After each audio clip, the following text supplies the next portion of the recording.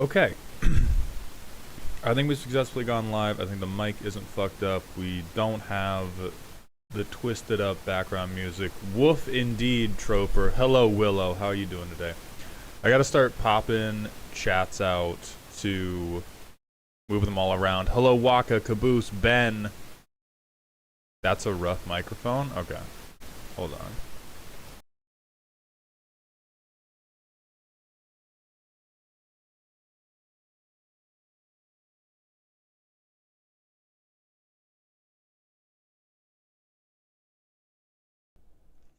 Alright, is the microphone buzz fixed?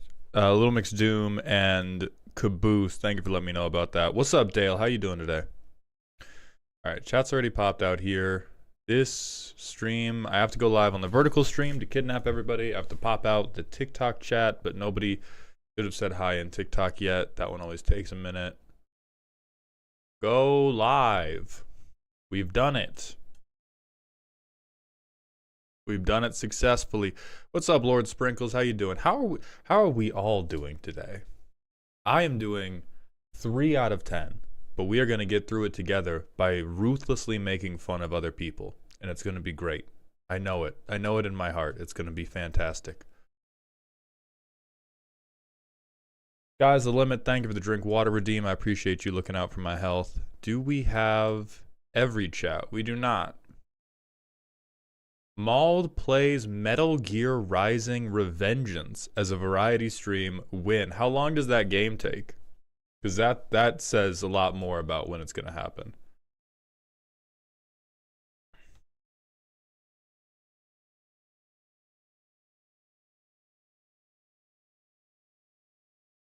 Metal Gear Rising takes about 8 hours? Chopper, you can go fuck yourself. One stream if you don't suck. That's a good trick you've done. That's a good trick you've done to bait me into it. I'm still not going to. I mean, we still have Zenorum waiting. Like, let's put this in perspective for you, Troper. We still have Zenorum waiting for us to do XCOM, and that motherfucker paid $100. They paid 100 big ones. And we still have to get to that. Pirate John, thank you for the Twitch follow. Reap, thank you for the Twitch follow. Spellbreaker, personal question. Any chance you'll draft Throne of Eldraine while it's around on Arena? That was a set for the ages. It's unlikely unless I start doing way better in Edge of Eternities. The big problem is I have extremely limited resources, and with my current drafting abilities, the return on investment is roughly none.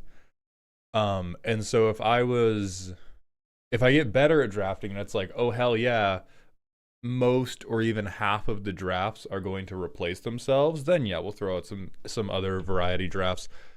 But like the set windows are so small, it feels like if I don't edge as quickly as possible, I'm never gonna get the chance. Wheels Soul Ring, 100%. If I could ban a card without having to justify it. Jackie, yes, I can see this chat. It's one of 5 chat windows. There's a lot going right now, but I can see you, bestie. Deck submissions are done via Ko-Fi right now. If you pop over to the Twitch chat, there is a command, ! roast, that will pull up the link you need to go to. I'm gonna grab my own Twitch link and we're gonna post it in these other chats.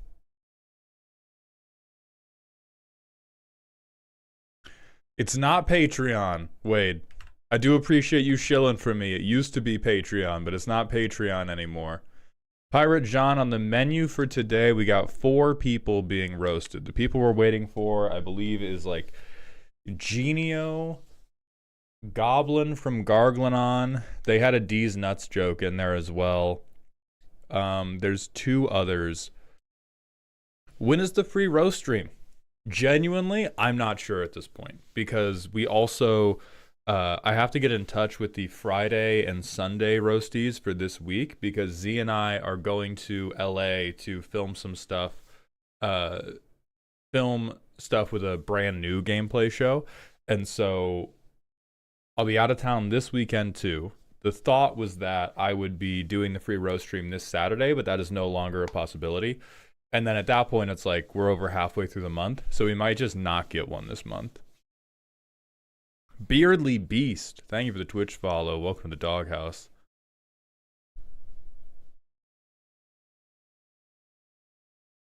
Skyathir, the way you get roasted is via the !roast command. Hello, Life of Shade. So I see Garglanons here. We have a personal question from Elikman.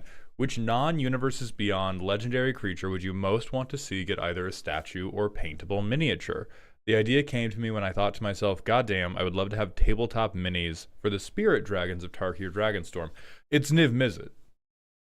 It's Niv Mizzet 100%. I would buy shelves just to litter my shelves with miniatures of Niv Mizzet. Corvus, I have played against Imhotep the Stormlord, or the Swarmlord, I think. Like, I've played against that pre-con. I've not roasted the commander. Hey, what's up, Jackie Lantern? How you doing?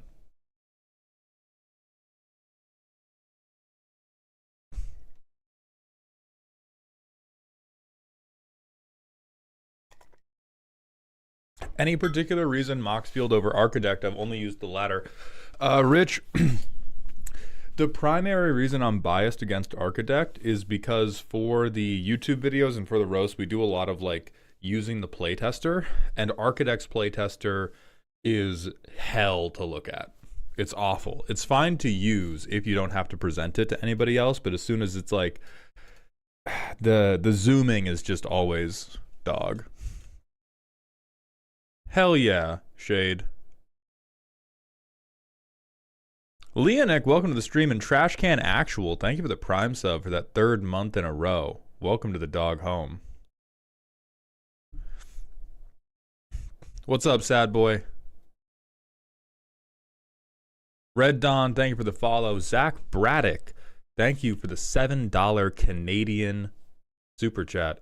Not sure if asked yet about the Avatar set, but now that we know 2 out of 4 of the bending eras, what do you think the other 2 bendings are going to be?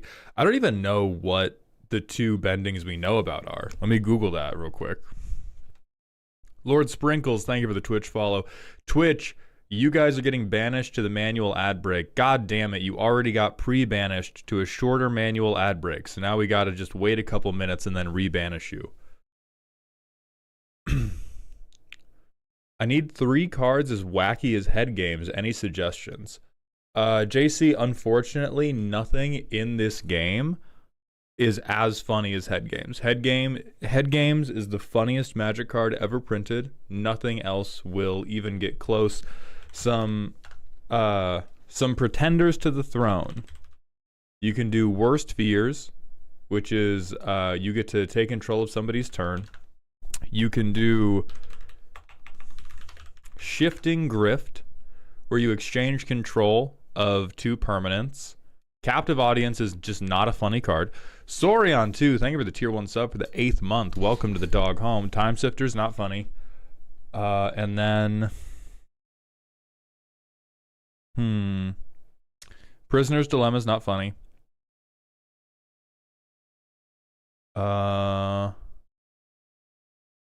I got enough money for both titty pills and a sub. Hell yeah. Thieves Auction's not funny. Hey, Fire Diamond, welcome to the stream. I'm gonna go with Old Reliable. I'm gonna bring out the Spitties on you. I'm bringing out the Spitties. So what's going to happen today is 4 people have submitted their decks for roasting, and we are going to look through their decks, make fun of them, and then improve. We're either going to upgrade or downgrade them to make them better fit the designer's vision. Any thoughts on Rowan's, Grim Search, and Mono Black Sephiroth? I'm always apprehensive of Black's draw 2, lose 2 cards. So every Mono Black draw 2, lose 2 card in existence is basically just, here is a budget ad if you want to play with cards you own in paper. They're all terminally fine. You don't have to be worried about the life loss. They're not that efficient, but they're better than nothing. This is just the floor of like, oh, there's 10 of these. If you just need a black card draw spell and you are averse to proxying, they are all fine. Rowan's is one of the better ones because you can get stuff into the graveyard. The ones that say like surveil 2 and then draw 2 are the best, but it's 7 layers of mid. Transceratops, thank you for that Prime sub and allowing me to read off that dope name. Welcome back to the dog home for the second month in a row. Oh, right, let me look up what the other bendings are for Zach Braddock's. New Abomination, thank you for the Prime sub. Welcome to the dog home.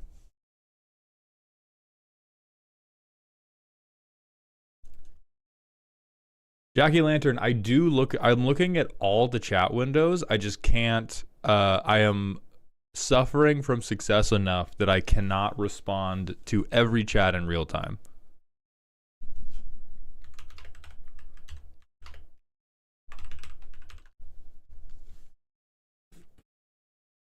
This is a month ago.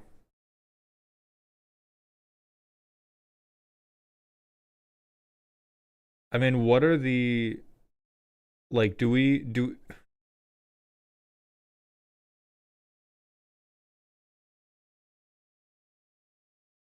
actually know what the bendings are? VTuber Snake, thank you for the Twitch follow. Welcome to Doghouse. Cruel Entertainment is objectively funny, especially if you don't target yourself. Oh yeah, this is funny. This is better than Worst Fears for funny.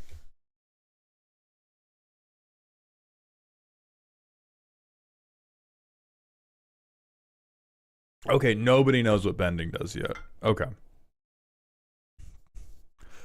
Well, the Moon Spirit card has water bending on it, but that doesn't, like, knowing what UA's text box is, I don't think this, because this says water bend 5, tap, and then you can do this thing, but we don't know what bending is.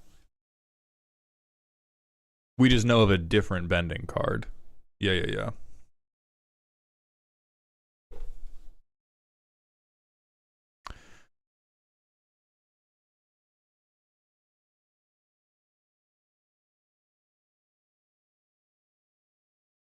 Yeah, Pengy, it's definitely weird. Nekotine, welcome to the Twitch stream. Was UA a bender? I think she was, right? Wasn't she like a bender that wasn't allowed to learn bending because they were fucking misogynists? And then she got turned into the moon?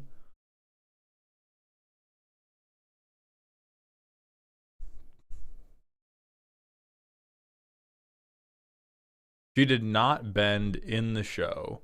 Oh, she became the moon and is now the source of all water bending. Ah. Are there any opinions you have on Regost as a commander?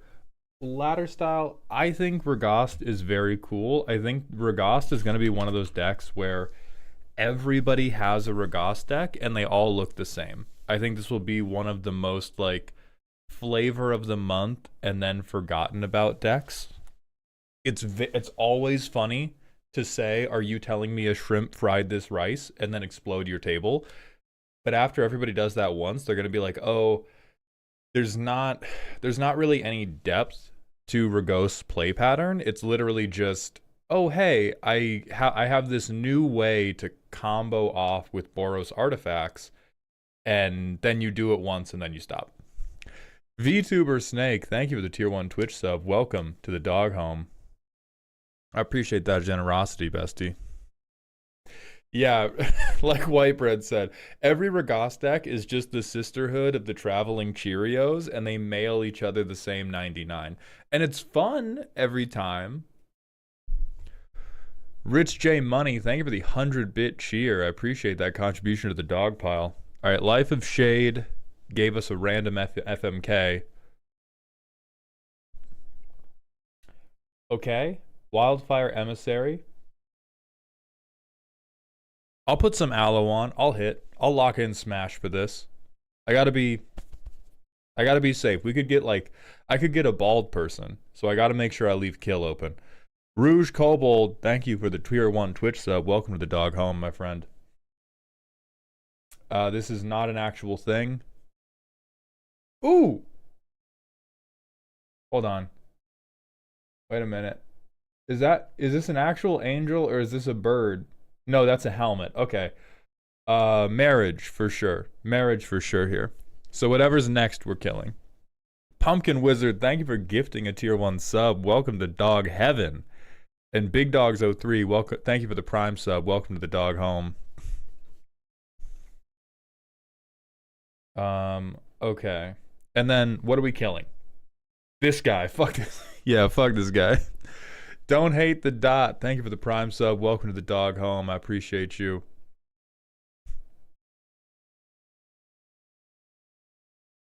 Somebody redeemed a rant, but I can't see what it is. Atropal Streams, thank you for the Prime sub. Welcome to the dog home, my friend. I appreciate that generosity. Hell yeah, buddy. Okay. What do you still have next? Can we do... Alright, Twitch, you're now getting banished to the manual ad break, and then we're going to open up the people I'm looking for today.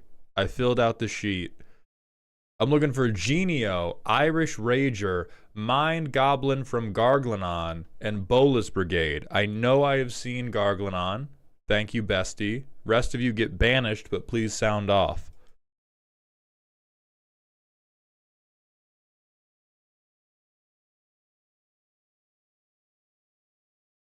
Nekotine, you're correct. I do reply. So here's the reason.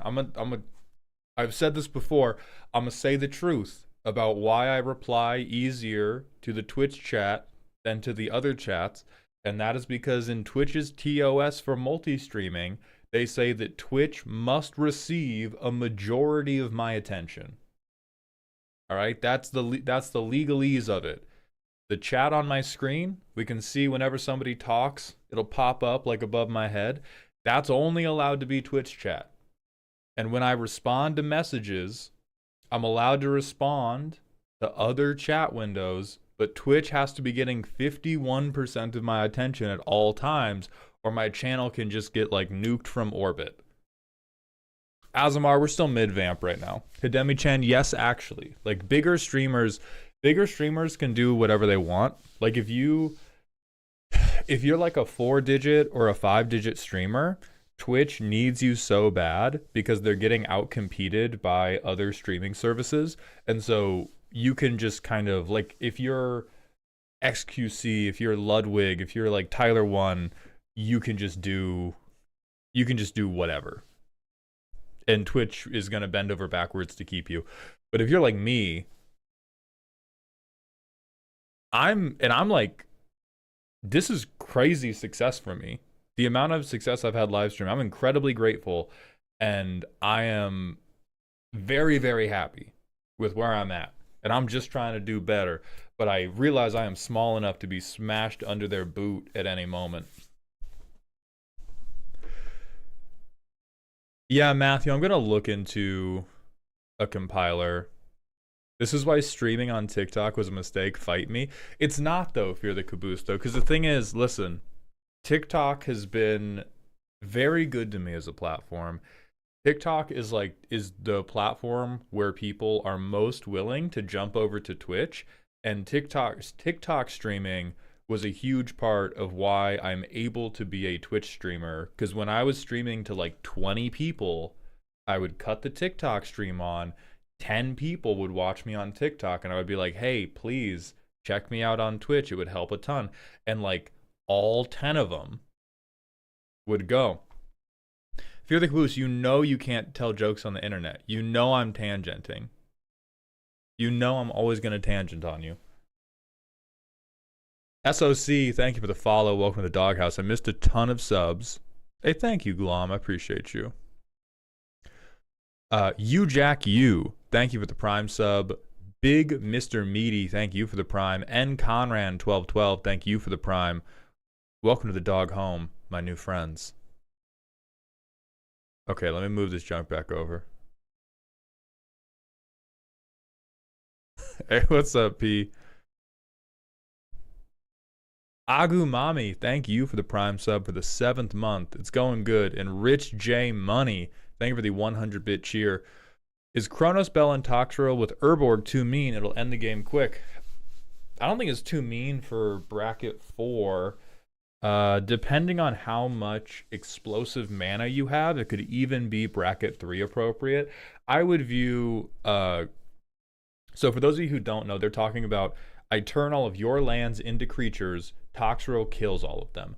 Rules as written, that is bracket 4, because Wizards has been extremely protective of people's lands, which they shouldn't be. Fuck your lands, you do not deserve them.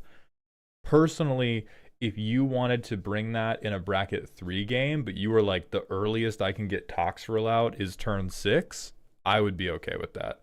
If you were like, oh, I have Mana Vault, I have Dark Ritual, I'm trying to slam Toxtril turn 3, then yeah, for sure bracket 4, but totally appropriate for bracket 4.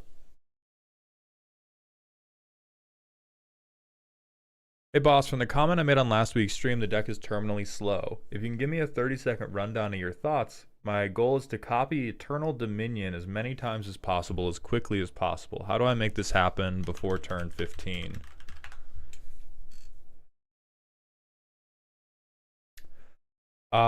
Your copying it is going to be crazy hard. Probably your best bet is a Zevlor commander deck, and then you need some way to cast this without paying the cost. That would be the quick 20 seconds on how to do it. Hey, thank you, Dino. I appreciate that. Orange Draken, thank you for the Twitch follow. Welcome to the doghouse. Any idea if you go on the Magic Mirror pod again? Okay, here. Let's do the PSA about if and when I'm going on shows. I don't think I have ever turned down a single appearance. Let's get that perspective out there right now. If you want to see me on a podcast, on an actual play show, the only barrier to entry for me is how much money does it cost for me to get there. If we can make that neutral or even cheap for me to get there, I don't need to make dollars. They just got to be like, hey, can we get you on? Every time Magic Mirrors wanted me on, I have pulled up. Every gameplay show that has wanted me on, I have pulled up. Unless it's like, hey, can you spend $2,000 to get here, appear on our show, and then fly back on your own dime? I have not pulled up for those. No, White Bread specifically, I am okay with profiting in exposure. I am okay profiting with exposure. I have to break even with United States dollars. When it's breaking even with United States dollars, then we're talking. What's up, Ahamkaras? How you doing? Thank you for the Twitch follow, my friend.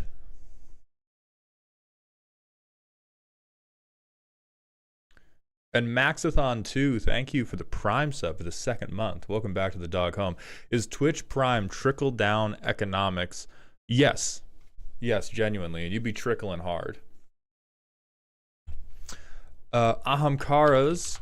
I hit a R at the end of that for no reason. There's the roast command. We sell commissions every month.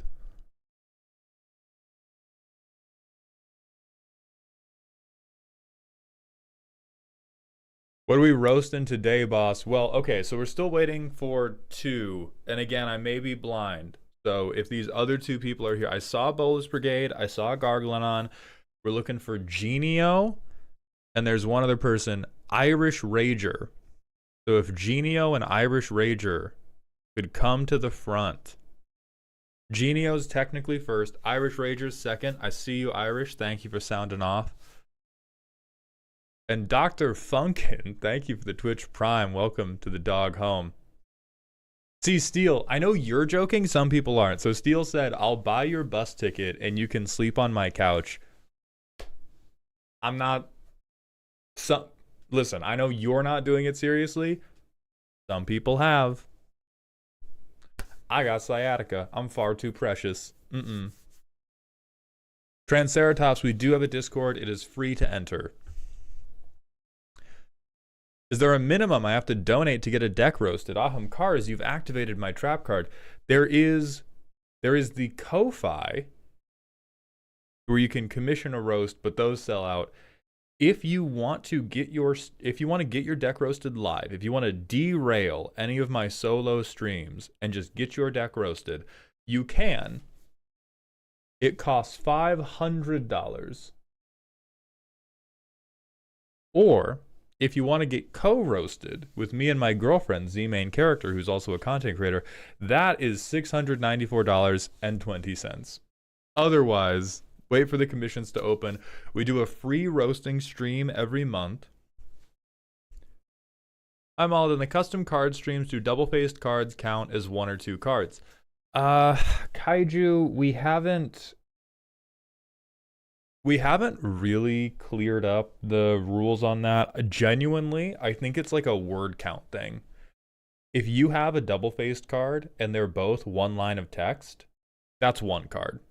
If you submit a double-faced card, and they're both like really overloaded with mechanics, that's when it's like, hey, this is 2 separate cards that you're trying to force into being 1 card. Hey, thank you, Night Hunter.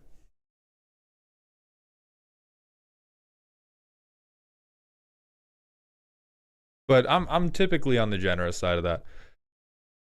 And then am I tweaking, or have we not seen the first guy? Have we not seen Genio?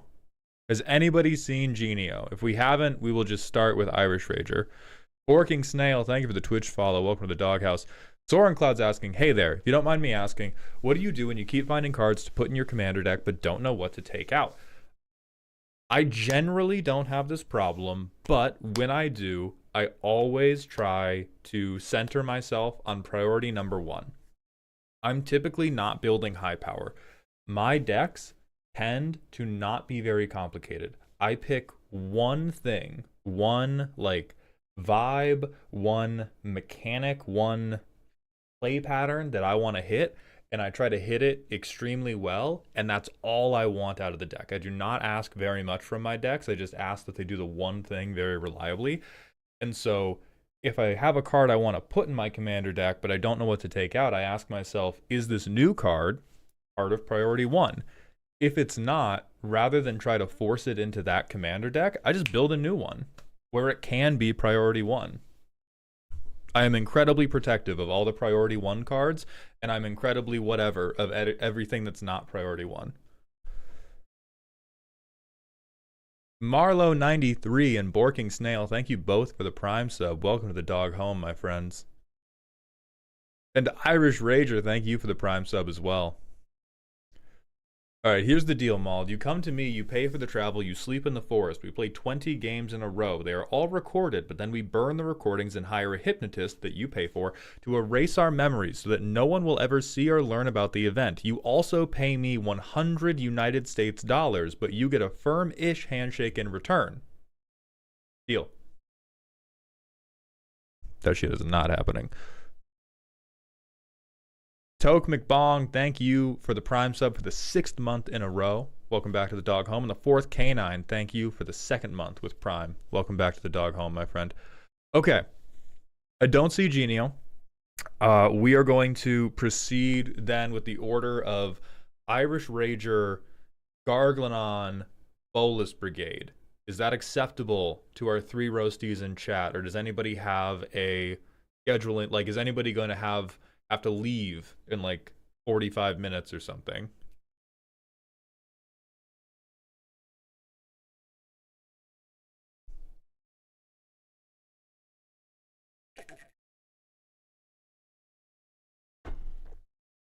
Okay, great. Then we're gonna open with Irish Rager, and I'll check back in with Bolas and Garglanon after Irish Ragers. What deck archetype would you consider to be your favorite? I don't really have one favorite Alderfell. I think genuinely, if I was going to, the best estimation of my favorite archetype is hipster stompy. I like hitting people with funny creatures, but for me, ramping into a giant dinosaur is too easy. Mateus Santos, thank you for the Twitch follow. Mighty Rouge, thank you for the 17th month at tier 1, my friend. Welcome back to the dog home. Hey, Maul, it's been a while since I've been on stream. How hard is it to get a deck slot these days? Last month, or this Sunday, the roast sold out in like 2 to 3 hours. However, a lot of people mentioned that they were having trouble seeing the commissions.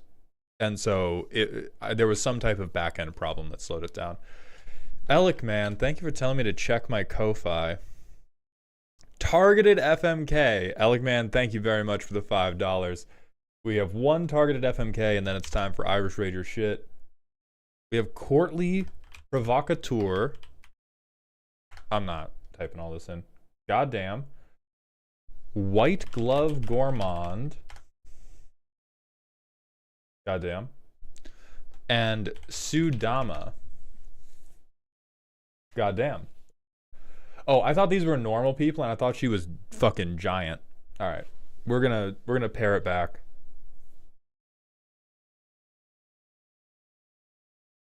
All right, so she is a zombie, which is a genuine negative.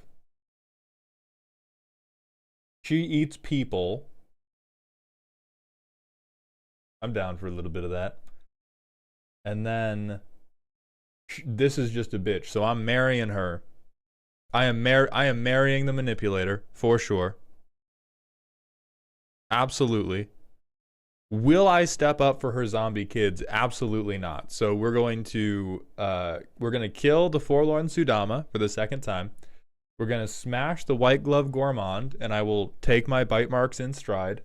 And then we're gonna marry the manipulator. Alec, man, thank you for that targeted FMK.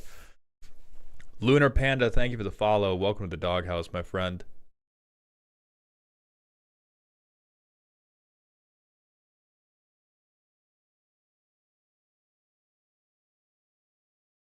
Dude, I absolutely refuse to be the father who stepped up. I got a vasectomy for a reason. I am not having these children. I am not being a stepfather. I am hardly even being a fun uncle. I am an okay guy you met once while your parent was somewhere else. I am not about that life. Man of the Wild and Sunken Blacksmith, thank you for the Twitch follow.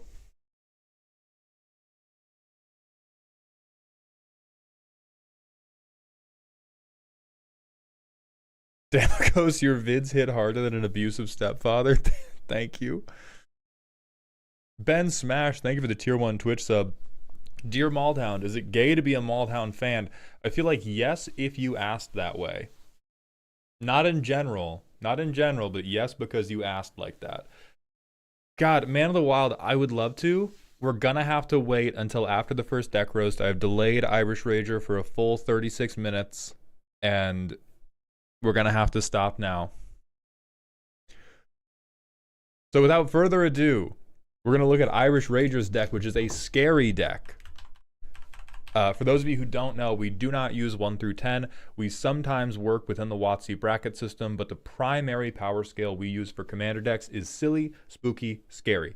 This is a measure of power developed by my friend Danny Phantom EXE.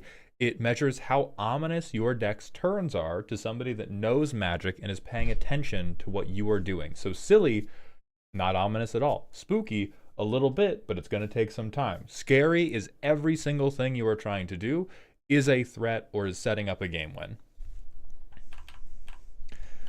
The main game plan is to get any form of additional draw out, then damage and life loss from draw effects, and wheel till everyone is dead. Holy fuck, show me for 50 cents Nekusar.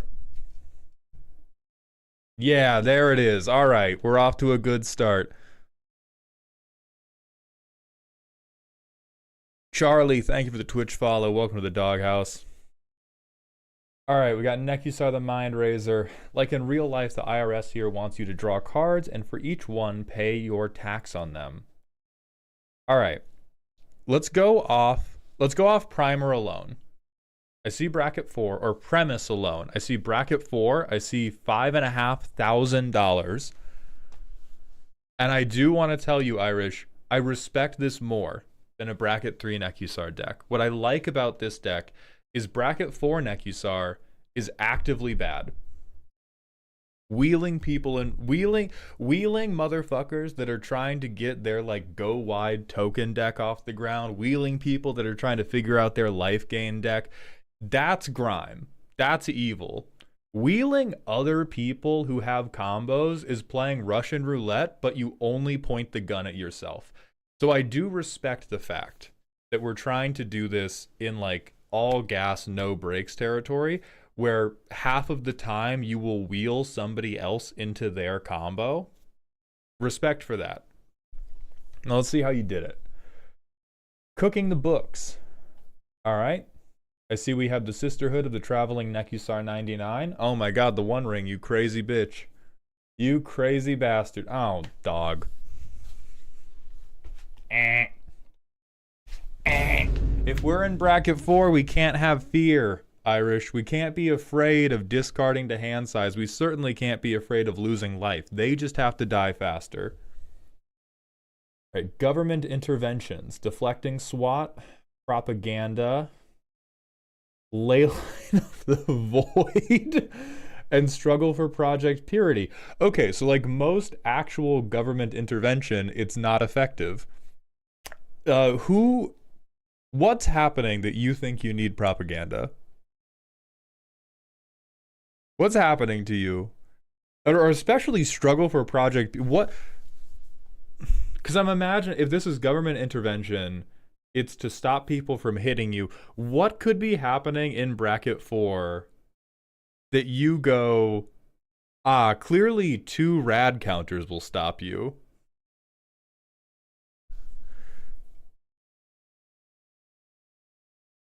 "90% of the people at my shop are creature decks." Well, right, but why don't you just win before they... It's more for the draw effect. No. I'm sorry, 4 mana. 4 mana for 1 extra card every turn cycle. I think...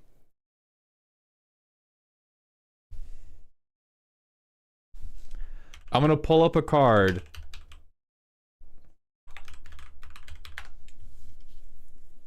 Hey, is this guy in your deck? Oh, Maxathon, I know it's 3 extra cards. Is this guy in your deck? He was, so we don't have him, but we have Struggle for Project Purity. Absolutely not. Okay, then we have IRS agents. Doubling wizard triggers, since I believe both of these trigger. Yeah, for sure. Kami of the Crescent Moon, or, yep, hell yeah, Bowmasters. Razorkin Needlehead. So we have, yes, the Sisterhood of the Traveling 99.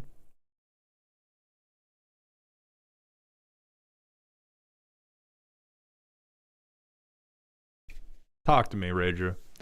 We said we cut Jace's Archivist, yeah? We got Wally kicking around. Shut the fuck up, it's a cool art, Hidemi. Don't defend him.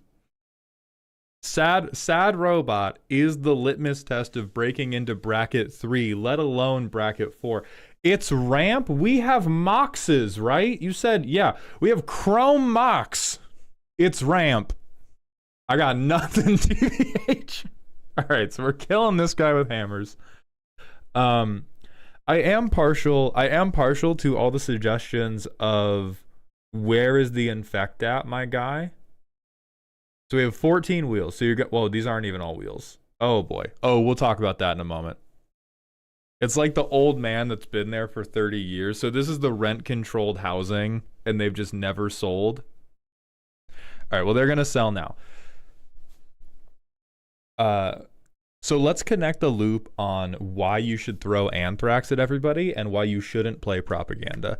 If you're getting hosed by creature decks, it generally means that you're It was there at one point. Why'd it go away? What happened? Did you win too quickly? Are we trying to navigate a bracket 4 deck that also doesn't make people too angry? Because that involves moving across state lines and finding a new LGS.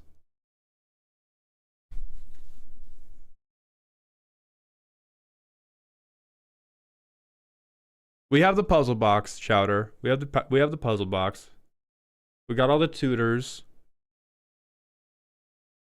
It was before I wanted to up the power, and I wasn't the biggest fan of poison. Okay, you know what? If you personally don't like it, I will rock with that. Okay, Dream Fracture's crazy, dog. I know what you're going for. But holy shit.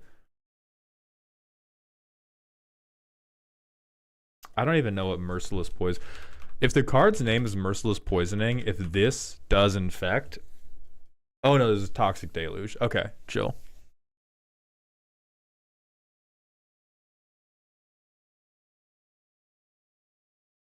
Alright, so we have a healthy amount of interaction. Most of it is counter spells. This seems like the type of thing where I would... At the risk of technically making this a CEDH deck because you're caring about the meta, if your LGS is 90% creature decks, this is where I would make the change to having more creature interaction. We are on mostly counterspells. Counterspells are like notoriously bad at dealing with creature decks because creature decks typically play a bunch of like medium things that it's not really like if you counter it, it wasn't going to end the game. You can kind of let it go, but then they start building value and they start building damage and then you just get run over. And so we could have, yeah, you could have Amphibious Downpour. This is,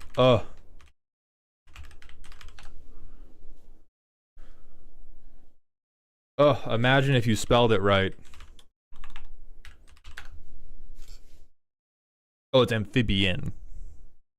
So you can like go and say like, you can point at the dinosaur player and go like, there's still lizards. There's Sheoldred's Edict, there's Soul Shatter. Soul Shatter is also fucking excellent. This basically reads make everybody sacrifice their commander. Because like Dream Fracture, this is in here because at some point in the deck building process, you were like, if it says other people draw a card, I'm playing that motherfucker. And this is where we fix you.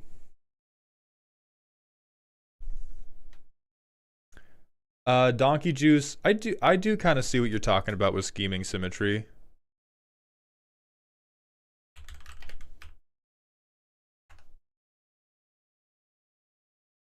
Hey, Spellbreaker.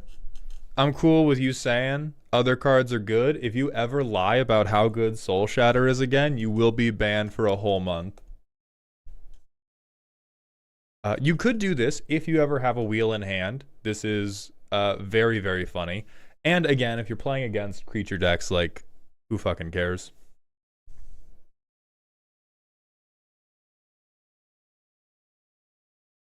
Oh yeah, we also don't have Opposition Agent, which is kind of weird. So we have Wheel of Fate, we have Liliana's Caressed, Waste Not, Dark Deal, Magrim. Not to make you even more generic.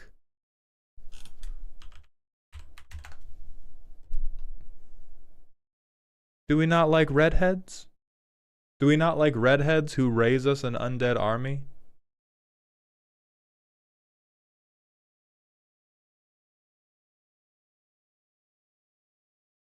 Spellbreaker, that's specifically why I said it's fine for you to say another card is better, but Soul Shatter is a good and usable magic card. Bone Lord, a wheel card? I'm not the biggest fan of the God of Salt, and yet you're playing Nekusar Wheels. I think we do have to have a come to Jesus moment. We have to come together and we have to talk about where your emotional proclivities are at, because we're doing like all gas, no brakes, except for anything that makes these people feel bad. We do have to confront that if we're going to be in bracket 4, because after the third card where we go, this isn't my dream, we're really starting to hold ourselves back. Because you are like your deck is an industrial salt machine. We can't be like, oh, I don't like Infect. I don't like Turgid. By the way, discard your hand, take 20 damage. And especially in bracket 4, like bracket 4 is kind of, you're not allowed to be salty. Me personally, like I think once you get into bracket 4, you're no longer allowed to have like, oh, I didn't want to play against that. Bracket 4 and bracket 5, you're just saying, I want to play Magic. Now again, if your dream of how this deck operates, so are the rules, is the sandbox we're playing within, I only want to win via direct damage to life totals via wheels. Alderfeld, winning is not the singular goal. Bracket 5, winning is the singular goal. Bracket 4 is like, winning the way I want to win is the singular goal. And so if Irish wants to win in a very specific way, we can do that. But we are kind of like handcuffing our wrist to our ankle and then trying to run a marathon.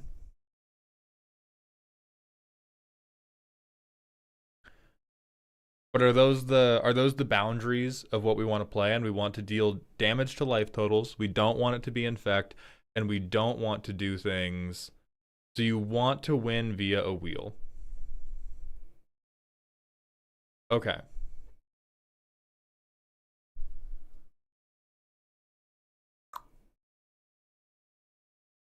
All right, then we will try to stay hard on the wheel plan. You are going to lose way more games because of it. And so I think it's like, how important is... do some self-reflection on how important is it to win this way versus how important is it to just win, period. If you just want to win, period, she's here for you. But if you want to win the way you want to win, that's totally fine. Is there a reason we don't have... well, I think we're missing a couple tutors to begin with. We have Commit Memory, we have Reforge the Soul, we have the typical wheels. Number 1, we kill Wally for Jace's Archivist. Easiest swap we're ever going to make.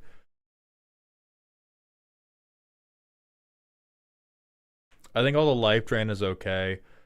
Want to change at least 1 or 2 of these counter spells into Soul Shatter or Flare of Malice. I think long-term plans would be fine. Really what we're looking for is Transmute.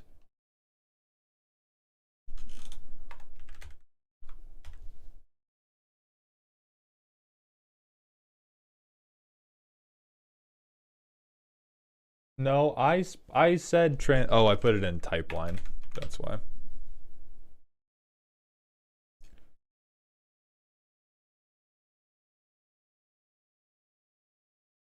So all of these basically just read, hey, I tutor a different thing. Now it depends on what mana value your like critical shit is happening at. Most of these happen at 3. So do we have things at 3 that are going to just hook? Well, Rhystic Study. That probably solves the game for us.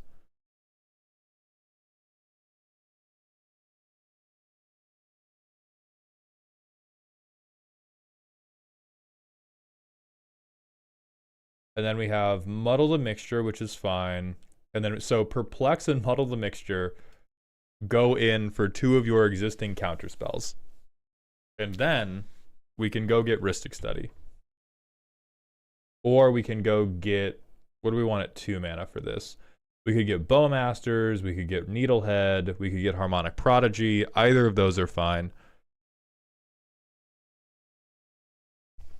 Entropic Battlecruiser.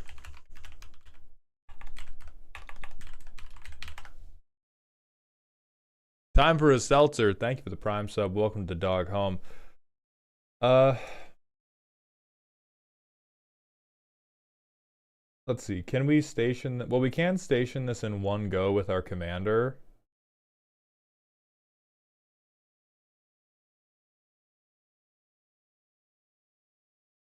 Yeah, God, yeah. I think you do. You do this, because then it makes one wheel... One wheel is the table explodes. One wheel becomes you draw 7, so you take 7. You discard between 4 and 7, so you're losing 12 to 21 life off of one wheel. I do think we need more things like this. Like, I think right now a little bit too much of... We're a little bit too Factorio pilled, Rager, because we have stuff. We have both of those cards, Spellbreaker. We're a little too Factorio pilled because we look really focused on how do I build this massive engine that just turns over. Like, I'm gonna kill you by turning over 40 cards, versus Entropic Battlecruiser and Hoher Ashenil basically say, like, I wheel you once you die. And this is the type of shit we want to be running on. Or we could do Spark Double. This is at minimum like a damage doubler for you, because you can double up on your Nekusars. You could double up on like Bowmasters. I think like anything... I think any of the 9 creatures we could play. O'Hare's for red sources only, and Nekusar is a red source, is the thing. Yeah, I know. Oh, I'm a fan of misaligning quantumly.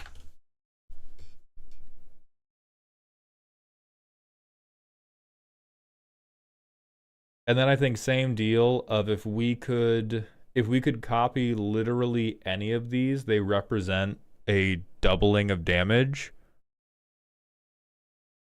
Matthew, that's kind of what we're talking about right now. Is at bracket 4, we are wilding out if we go, I'm going to wheel you 4 times and the 4th wheel is going to kill you. We want to set up things where if I wheel you 1 time, you are all almost dead. If I wheel you a 2nd time, you are definitely dead.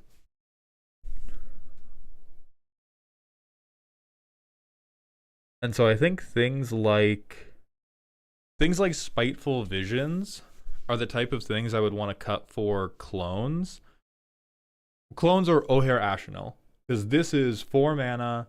We get an extra draw trigger, but it's only representing 1 damage on that trigger, versus now each draw represents 4 damage. We genuinely, Waste Not's a trap here. I think Waste Not is just... This is like 1v1 discard pilled. I mean, maybe you draw a ton, but we do have to decide if we want to win Magic the Gathering, or if we want to hold our entire deck in our hand. Because I don't think this converts that well to us actually winning the game. I think this converts to, I draw 30 cards, I only needed 2 of them. Hammer of Bogardon is not needed. That is exactly the type of shit we don't need.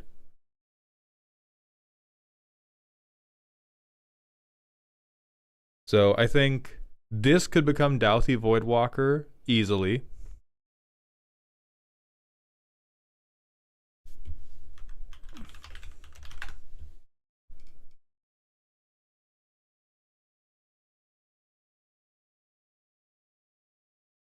Are we artifact pilled enough for Molten Psyche? It's close. It is not impossible for us to hit a bitch with Molten Psyche, but it's a little tough.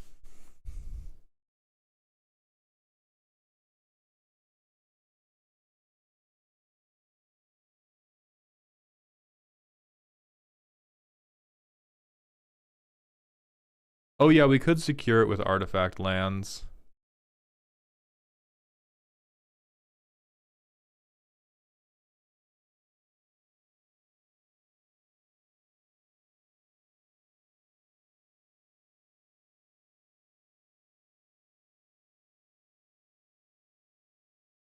Regardless, I am less convinced of propaganda and struggle for Project Purity than I am of just playing cards that help us win the game. Venser's Journal is abominable dog shit. If you ever are losing the game because you have a maximum hand size, or if you're losing the game because you have run out of life, we just got to ball out harder. Alright, so we have a handful of counterspells and Glacial Chasm. I don't really think we can keep that. I think we just lose. Pre-game action, baby. Alright. We get to surveil 1. I think we need some type of gas, actually. We'll crack.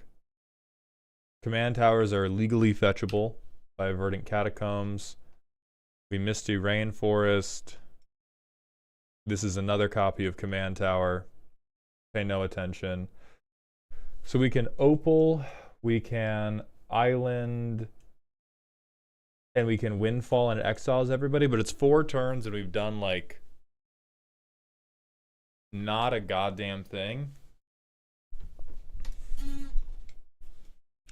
we're definitely having a gas problem. Like for bracket 4, this is I lose the game. We've held up Fierce Guardianship, and so like, well, we've had Fierce Guardianship and we've had Deflecting SWAT. So maybe we could interfere. There's a chance we could interfere with somebody else's win attempt.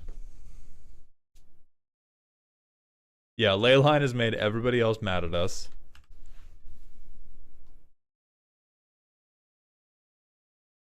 Turn 5, I cast my commander on curve.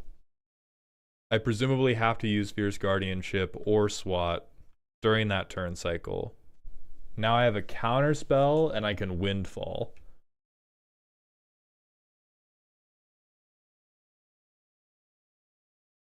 We'll say somebody has 6. I accidentally grabbed Counterspell back up. And now we have Psychosis Crawler, Waste Not, Mana Drain, fucking woof. We could conceivably Mana Drain something. No, Triceratops, we do not care about breaking max hand size at all. Breaking max hand size is bracket 2 shit. The moment you get to bracket 3, you are super okay discarding to hand size. Alright, turn 7. Now we have Harmonic Prodigy. I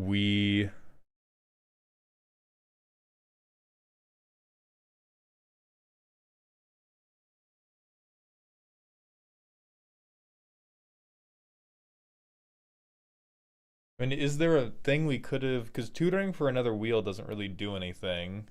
Unless we have something like Harmonic Prodigy.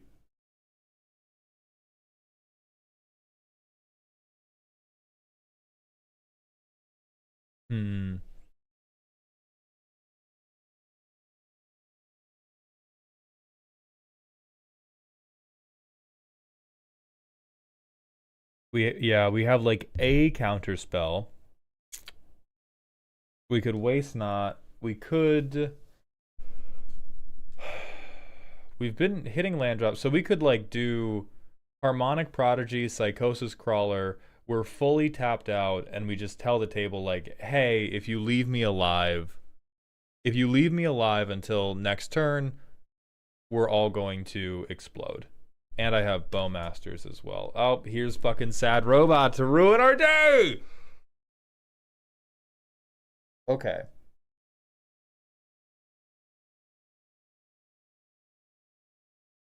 Here's what I'm going to recommend, Irish. What you have right here is a bracket 2 Nekusar strategy with bracket 4 Nekusar cards.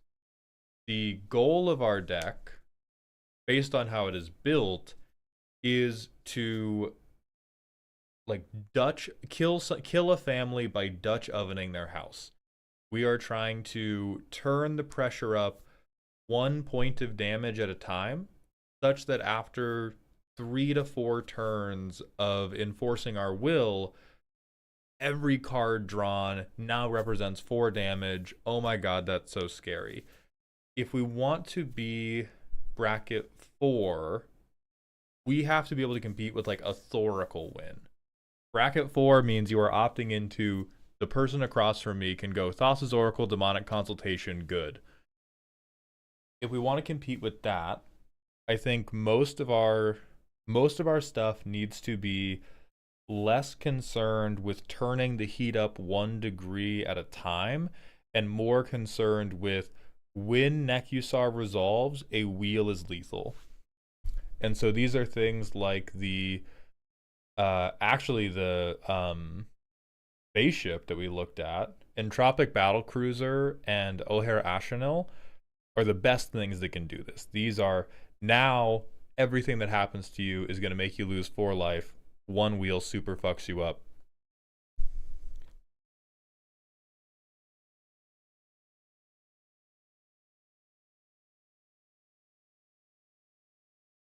We have Liliana's Caress already. And so I believe less and less in things like Psychosis Crawler. This is a lot of mana to turn the heat up by 1 degree. If it was like discard or draw a card, then it's better because now the wheels represent like 2. Gearson would be better than this because Gearson represents turning the heat up by 2 degrees at a time. So I think that's what you rebuild around is first, we cannot turn the heat up 1 degree at a time. We especially cannot turn the heat up 1 degree at a time for 4 or more mana. We have a chunky fucking mana curve, and none of these 2 mana spells, or very few of these 2 mana spells, are ramp. Like, this is the amount of ramp precons run. It just so happens that your ramp costs $1,200 instead of being 3 visits. Yeah, and then we have more wheels, more wheels. Any of these 5 mana wheels could be Jace's Archivist, and you would be fine. We don't have Dark Ritual. I think there's Signets that we don't have. We don't have Mana Vault. We don't have... Like, we don't even have Worn Power Stone, which seems like such a bad card. But we like are so mana hungry for any of our setup pieces.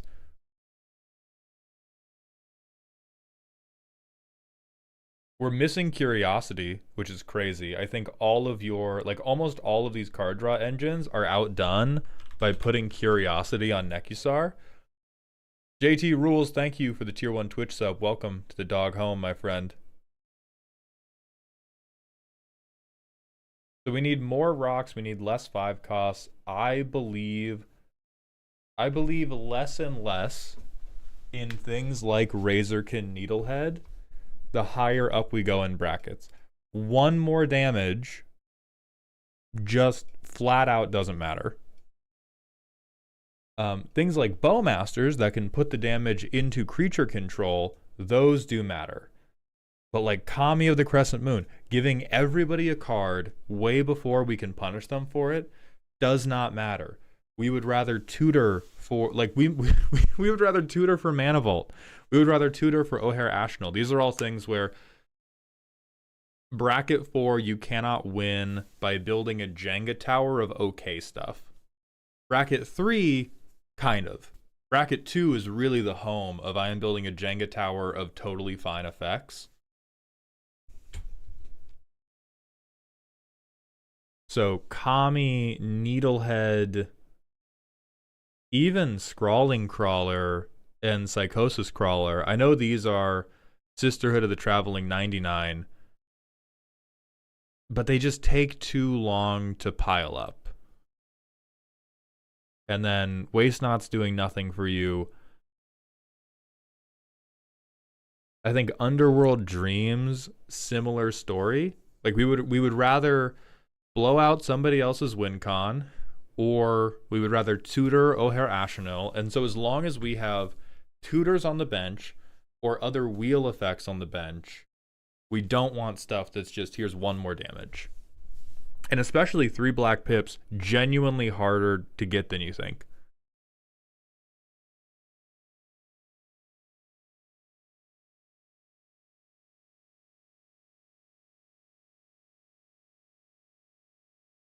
Incendiary Command is fine, although this card does smell like you just owned one.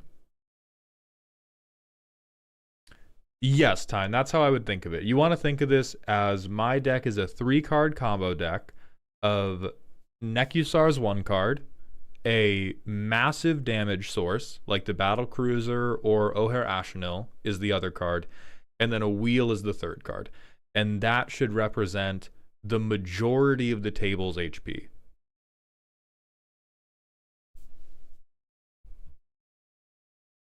Broby1, thank you for the Prime sub. Welcome to the dog home, my friend.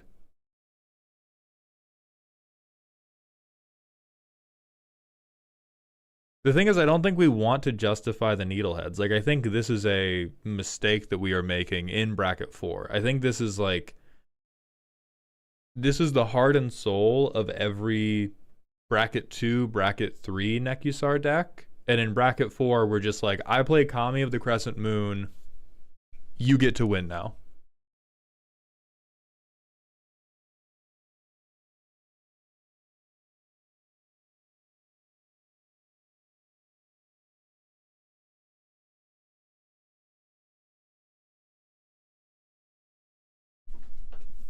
Michael Lagunas, thank you for the Twitch follow. Welcome to the doghouse. Yeah, and then we also don't have Underworld Breach. Like, we don't have to do... You don't have to do the Lion's Eye Diamond wheel lines. You are like 1 card away from them, and that would win the game for you.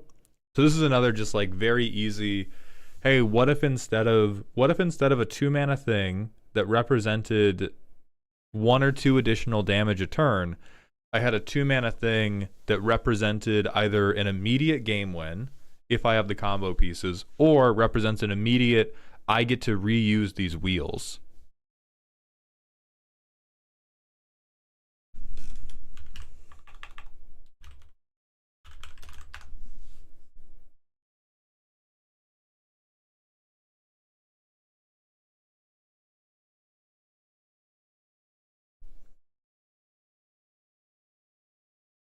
All right, so I'm putting you... We're not totally YouTube short behavior, because it does play Magic. But Irish, we're going to put you down here. This deck is striking me as a comic book artist whose best skill is drawing hands, and they got a chance to draw for Marvel. And because they wanted to showcase their best work, they just turned all of the characters they drew into only hands. Because they were like, damn, my favorite thing is fingers. I'm so good at drawing fingers. If I just draw more fingers, my stuff will do even better. And we got to expand our view and think about how to connect it to actually winning the game of Magic rather than just stacking our Jenga tower higher. Bone Lord, I will ban you.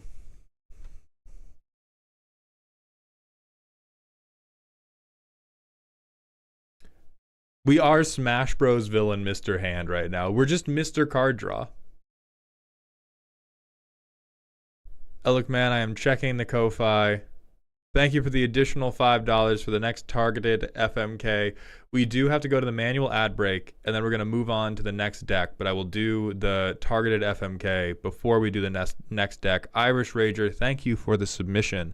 I hope you enjoyed, or at least got some useful intel out of this. Happy D, thank you for the Twitch follow. Welcome to the doghouse. And Rygan, thank you for the Twitch follow. And again, Irish, I do appreciate your commitment to the single-minded bit. But for bracket 4, it's always like, it's bump set spike, actually. That's how you do it. It is bump set spike. Nekusar can be like the set. Nekusar can be any part of that, but we want bump set spike, and we want the spike to be the wheel for the energy you're going for. Zalted0, thank you for the Twitch follow. We're doing, it's a fat ad break, Twitch. I apologize in advance. I'm going to go use the bathroom, get water, and then we're straight back into the good shit.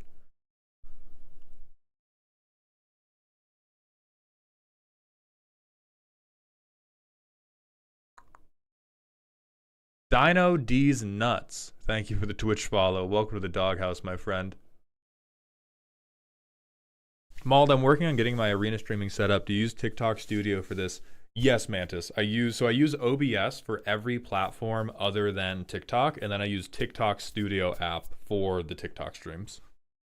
I will be right back. I'm going to the bathroom. I love you too, Rocco.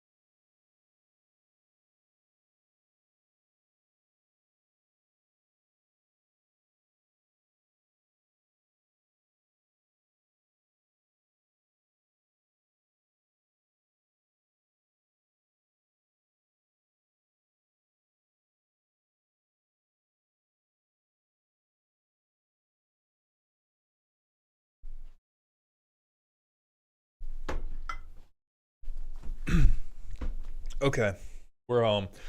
Tango Mango, thank you for the Twitch follow. Welcome to the doghouse. Crab, I love you too, John Crab.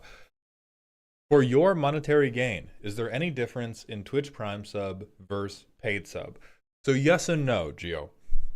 This will be the only vamping we do before the targeted FMK, and then Mind Goblin from Garglanon, you're going to be up next. On an individual sub for sub basis, no. However, there is a thing called the Partner Plus program. It is Twitch's method of determining what type of revenue share you get from subs. So the baseline is a 50-50 split. If you get enough sub points, you can move to a 60-40 split, and then you can move to a 70-30 split. Prime subs do not give you sub points. Only paid tier 1 subs give you sub points. I don't really beg for these because I appreciate the support y'all are giving me in the first place. But in terms of like, if I don't even remember what the point, what the cutoffs are, but it's something like if I get 200 paid tier 1 subs in a month, I get a better revenue split on all subs. If I get 300 paid tier 1 subs in a month, I get an even better revenue split on all subs. But in terms of like, but that doesn't matter until there's hundreds of them.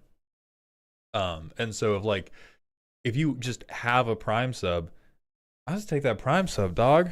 I ain't precious. Speaking of Titan King, thank you for the Prime sub, my friend. Welcome to the dog home. And Bowfog, thank you for the Prime sub as well. For the second month in a row, welcome back.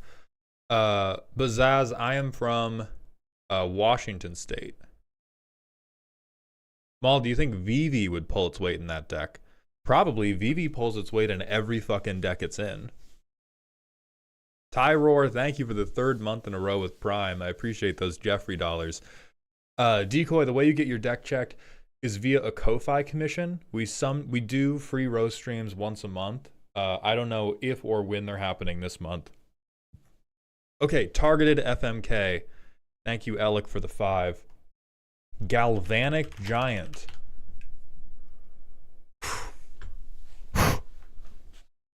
Oh me, oh my. Oh me, oh my. Galvanic Giant, Sentinel of the Eternal Watch. Oh, it's all giant women. Beautiful. Offender at Large.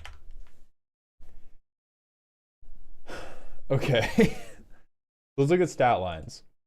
We have a 3-3, a 4-6, and a 5-4.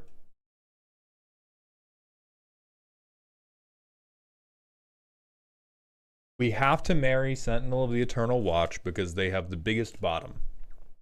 Those are just hard and fast rules. We just gotta. Murky Flows, thank you for the follow. And Derplum, thank you for the Prime sub. Welcome to the dog home. Galvanic Giant versus Offender at Large. I love criminals and I love blue people. She has card draw. I'm going to smash Galvanic Giant and I'm going to kill the Offender at Large. As usual, Red's getting, well, not shafted this time. Thank you very much for the submission, Alec. Alfrey, so when we put the commissions up, they are for, you are buying in for a day. So it will say on the commission, like September, and then there will be a date, and then a day of the week, and it's happening that day. All right, rant from Diablos. Hi, Maul. Do you have any thoughts about whether or not an improved mana base should have any pull on a deck's bracket placement? This has been a bit of a heated debate among my pod. Your mana base affects your deck's power. If you think that the improved mana base can move your deck from bracket 2 to bracket 3, or from bracket 3 to bracket 4, your deck was already there. And that was just the littlest, that was just the straw that broke the camel's back. You cannot take a healthy bracket 2 deck and make it a bracket 3 deck just because it has OG duels. You can take a very good, very strong bracket 2 deck that could already compete in bracket 3 and make it more consistent at bracket 3 with a better mana base, but it does not give you this like new level of power. Oh, we have a random FMK and a random Smasher Pass. Okay. Random Smasher Pass first. Hard pass. Random FMK now. Smash. Not a creature. Marry.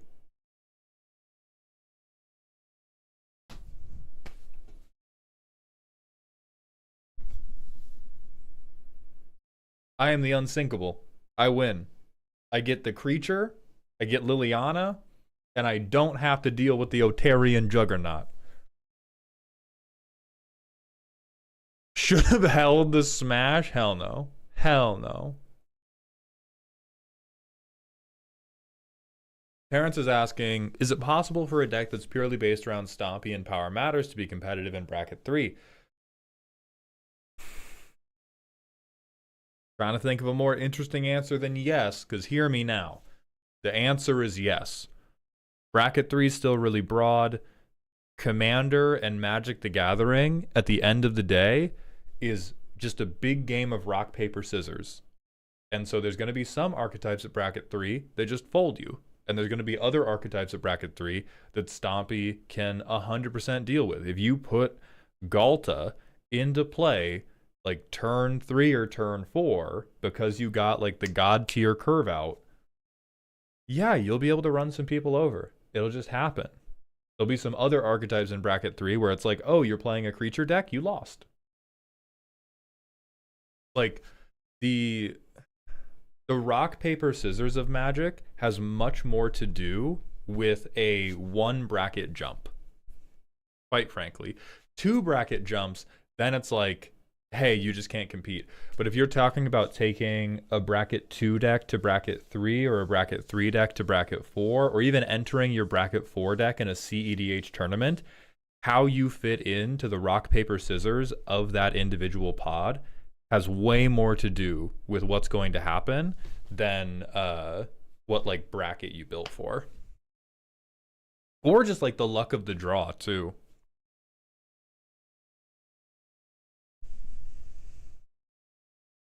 Warlock of Void, thank you for the Twitch follow. Welcome to the doghouse. And Jucifer, thank you for the Twitch follow. That's the wrong thing.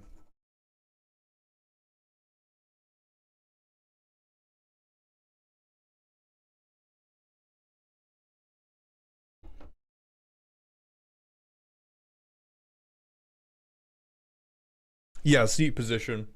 I mean, this happened with This happened. We saw this in the CEDH video that I made, but seat 1 in CED, like, let me just impress this upon you guys again. Seat 1 in CEDH wins over a third of the games. No other data necessary. If you win the die roll at a CEDH game, the most competitive form of Magic, if you win the die roll, 35% of the time you win that game. And then positions 2 and 3 are like roughly tied. And then seat 4 has like a 15% win. It's crazy. Murky Flow, thank you for the 100-bit cheer. Thank you for the 300 bits. Arf Mauled Boy, wanted to let you know I've been loving your content on YouTube for a while now, but I wanted to catch a stream to let you know how much I loved the archetype brackets video you just put up. Would love to see more stuff like that, as it makes learning the intricacies of EDH a lot more digestible as a newer player. Murky Flows, thank you for saying that. I love vocal feedback like that, whether good or bad. Like, you guys, listen. I post flops all the time. If I do something and you're like, hey man, this was crazy fucking boring, I am reading those comments and I am adjusting the shit I am doing. So Murky, thank you. I've already talked with DefCat. We already want to do more stuff like that in general.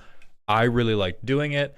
I thought it was going to be like a silly video and ended up feeling very helpful on my end too. So I would love to do more stuff like that.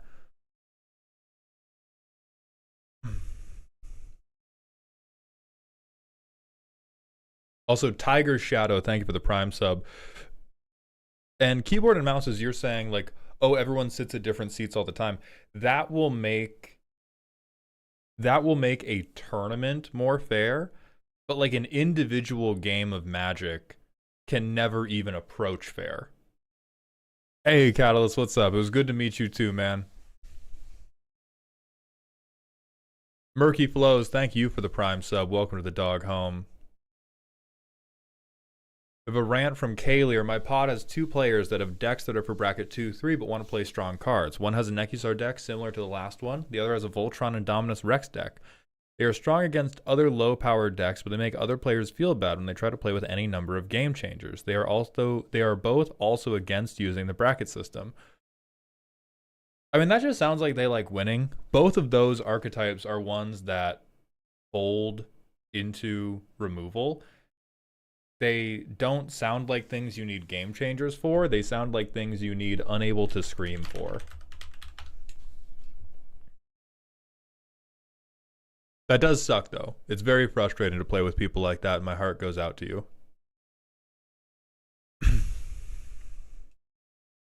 Alec Van, thank you for telling me to check my Ko-Fi. I'll look in a second. Other than 3-3 Elk and Comedian, are there any other content creators you would recommend? I'm looking for more limited coverage. I know nothing about the limited scene, so I cannot recommend you another Magic the Gathering limited content creator. There's a bunch of other content creators in general who I will give. Here's the list of. And Garglanon, I promise, after this bit, we will move into your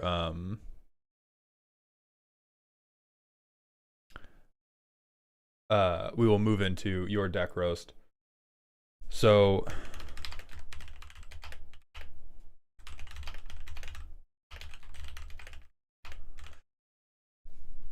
the limited content creators list is probably like Numot the Nummy, LSV, Jim Davis. Decked Out, Nerd Girl, and Veggie Wagon. They don't put out a lot of like concrete content about limited, but they stream limited a lot, and you can pick up a lot of knowledge just from watching them stream. I would credit a statistically significant amount of my limited improvement to watching Nerd Girl and Veggie draft. Like if I am doing clerical work, I will have their stream in the background. I'm typically streaming when Voxy's streaming, and so I haven't been able to watch hers. if she also does a lot of arena draft, then anybody who's doing a lot of it, I would watch them.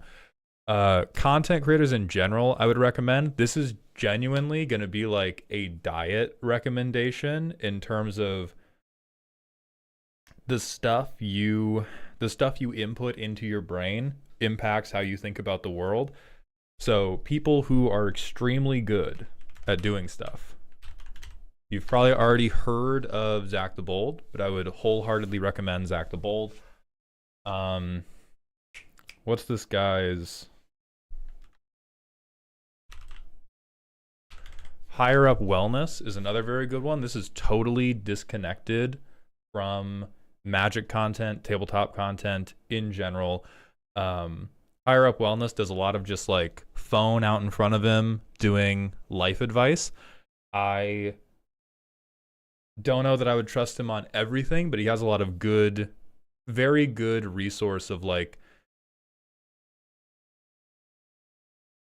simple message to help you prioritize yourself better. I'm trying to think of who else I watch, and I'm like, who else's videos come on and I lock in, and I'm like, this is always a joyous experience to watch.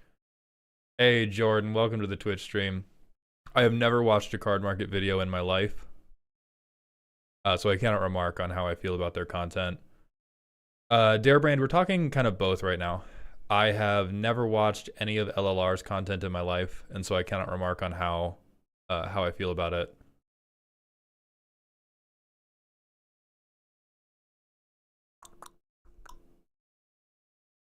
I have never watched any of MTG Goldfish's content in my life, so I cannot remark on it.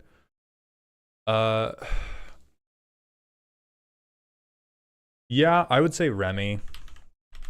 Remy is another one where I will watch that, and I am like, Zach the Bold, Higher Up Wellness, and MTG Remy, those are creators where if I watch one of their videos, I don't go, that's a good video. I go, I have to study that video. This is so good. There is something distinct that I can learn from this, and I need to learn from it. This is so good. I have never watched any of Ristic Studies videos, so I cannot comment on how good or bad Ristic Studies content is. I have never watched any of Ash Lizzle's content, and so I cannot remark on how I feel about their content.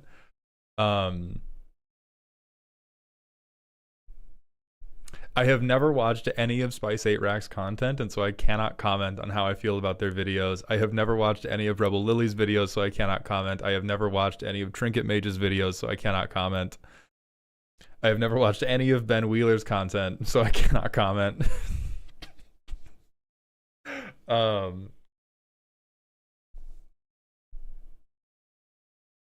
Why are you just pleading the fifth again? Well, I don't want to like I don't want to be like, oh yeah, these guys are all great. I have no idea what they make. And similarly, I don't want to be like, oh, they're all mid. I have no idea what they make. Like, I just don't know.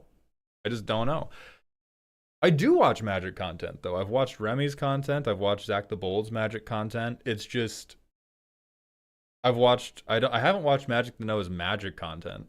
Actually, no, Magic the Noah, even though he doesn't make it anymore, that was another one where I watched a Magic the Noah video and I like sat in my room just like thinking for 2 hours.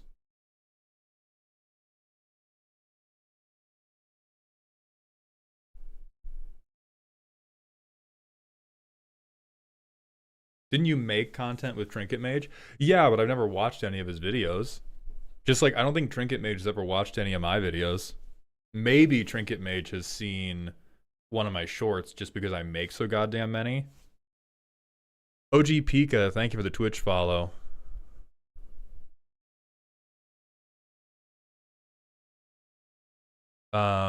Professor Hot Takes, Bondle, I have no hot takes about Prof. He was incredibly awesome to me. Kensington, thank you for the Twitch follow. Welcome to the doghouse. Catalyst, it's via Ko-Fi right now, but I think commissions are sold out for the month. Would you put him on the list or not? I have not watched enough of the professor's content to to remark on that. Hey, thank you, Eric. Commander at Home is a good channel. I believe you. I have not watched enough of their content to make a statement about that. I have not watched any of Spike Feeder's content to make a statement about that. But have you watched Magic School Bus's content? Nope. I have not watched any of 33 Elks content. They're good though. I like all of our anytime we collab, I love it. So I'll recommend them on that alone.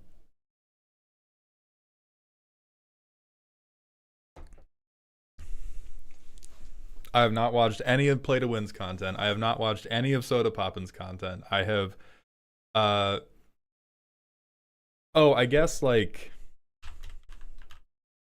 if you somehow don't know Video Game Donkey, those were some formative YouTube videos.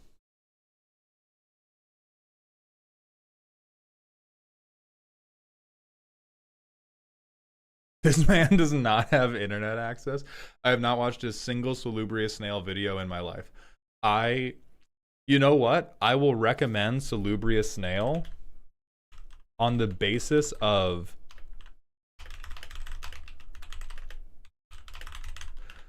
I look at Salubrious Snail's videos will appear in my feed, and I will look at the title, and I will look at the thumbnail, and I will go, that motherfucker's right. And then I will scroll past. Yeah, Azamar. It's really just that once you start making content, you just don't have time to watch. Well, of course Z, but I'm biased as fuck. We're talking about people that I'm not madly in love with. Of course, go watch. If you're not watching Z main characters' videos, I'm gonna fucking get you. Fucking maniacs. Would I recommend Z? I oughta fucking...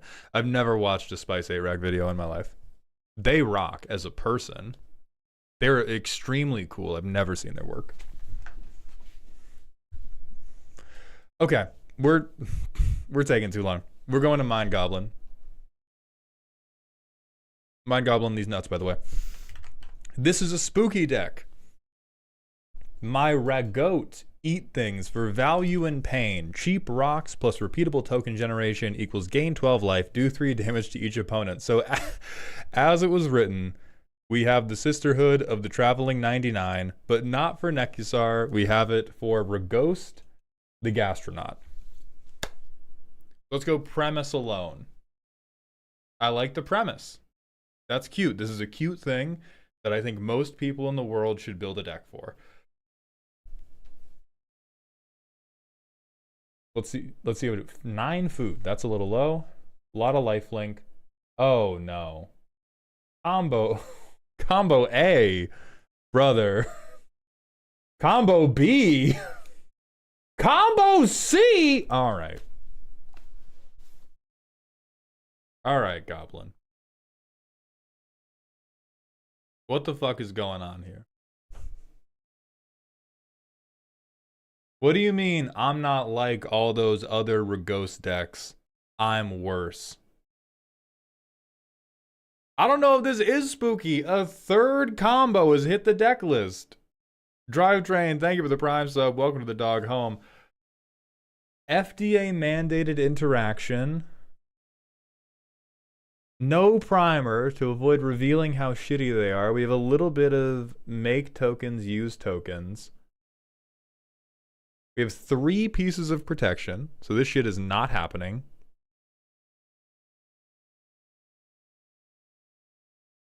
Tiny little bit of ramp, but our commander's 2 mana, so like genuinely this deck does not need ramp. Value pieces, what are these?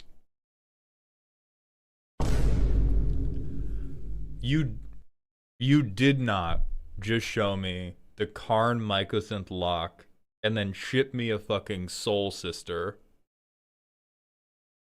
in your value section. This can't have happened. This is a joke, right? I may have done, you son of a bitch. Then we have Tarian Soul Cleaver, which super doesn't fucking matter.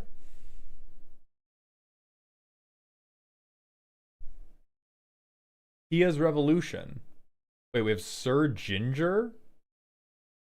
Oh, sure. Oh, sure. If anybody plays their Super Friends deck, I'll trample over them for 1 billion. We have Savine's Reclamation. So we have to recur a bunch of artifacts because we only have 9 actual fucking foods because over 10% of our deck is spent on infinite combos. We have Duretti. Nah, huh? Explain yourself. Explain yourself. To activate Regost? Okay. Okay. Good explanation. We have Treasure Nabber. This is funny. I support stealing mana rocks in whatever context they happen in. Okay. So I don't like anything you've done here. I don't like a single fucking thing you've done here. I think you have butchered this beautiful chef. Like you have taken Gordon Ramsay, murdered him, and surgically affixed his head to a Terminator robot. Kobolas, we have some one-off recursion, we just don't have mass recursion.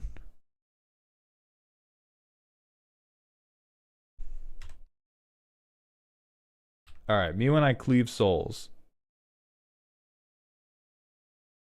I have power armor now. I have Regost. I have Sir Ginger.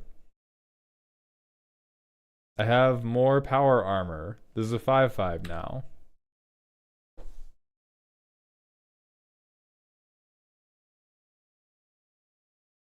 I have a treasure. So many fucking tokens in this deck. I tap to... Does this have lifelink yet? Yeah, we would have gotten a lifelink counter. Okay, so we can move this over and get rid of its restriction. So we can get rid of prize statue. Untap Regost. Hell yeah. We can sack this treasure, deal 3, untap Regost, because he has lifelink. So now we're gaining a ton of life. Deal 3, untap Regost. Oh, wait.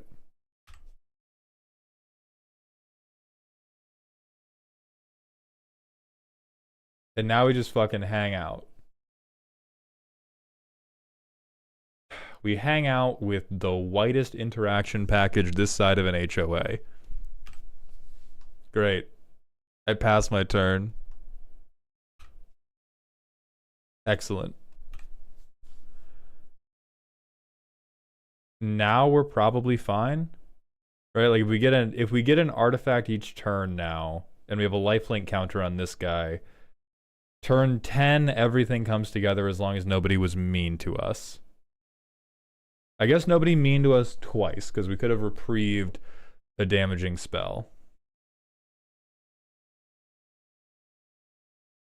Alright, so we have Gaffer. We don't have our colors fixed, so we're going to have to mull that one away. We again do not have our colors fixed. We go down to 6.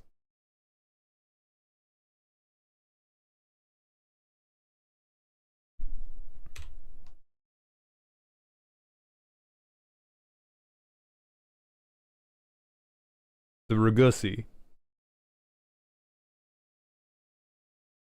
We play this. We get a basic to hand. Look at that. We're so awesome. I think both of these are part of combo B.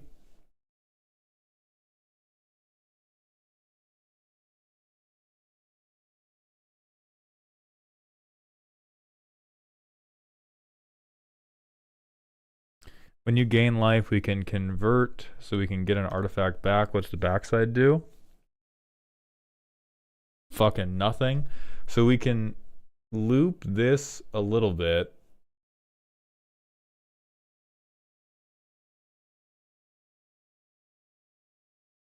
Okay. I think this is a Regost deck in the same way, or this is a Regost deck in the same way that 3 raccoons in a trench coat are a man named Richard. The the core problem that I'm seeing is we have a lot of the deck dedicated to infinite combos, while the rest of the deck is dedicated to this kind of like piecemeal shoot you one at a time. And I believe we would benefit greatly from hard committing to one or the other, because what we don't have is card draw. We have, let's see, Scry from Sir Ginger. We have Duretti to draw, but this is just selection. And then we have Halia, the Gaffer, and Exemplar. So we have like 4 sources of drawing a card. That's not the point, Mind Goblin. The point is that dealing 3 damage does not matter when somewhere in our deck there is infinite damage. Like if somewhere in our deck is infinite damage, us going like, oh, check me out, I gained 6 life and dealt 3 damage to everybody, is totally superfluous when Gamble's not in the deck, and it creates this very, very large variance in how the deck is going to play, which makes it very difficult to bring these decks to Gen Pop. So if this is an extremely dedicated table that you know that like everyone's fine with super high variance decks, that's chill. But if we have 3 separate combos where like we can talk all day about, yeah, Academy Manufacturer you want in the deck. Like all of combo A seems pretty reasonable, except maybe Clock of Omens. Like Clock of Omens seems just in here for the combo. Krark Clan Ironworks, sure, it's not in here just for the combo. Nuka-Cola Vending Machine, you'd want it here.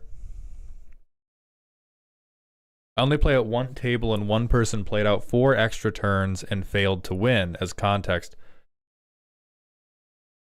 Okay, so if we're at the level where combos are acceptable, then the question is like, why would we ever play Leon and Elder instead of something that draws to one of our combo wins?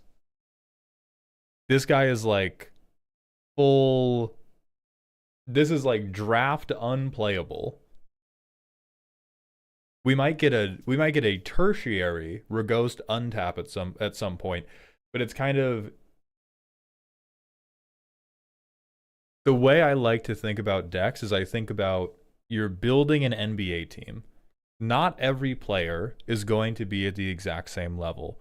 Somebody's going to be the LeBron, and somebody's going to be the insert any basketball player because they're not as good as LeBron.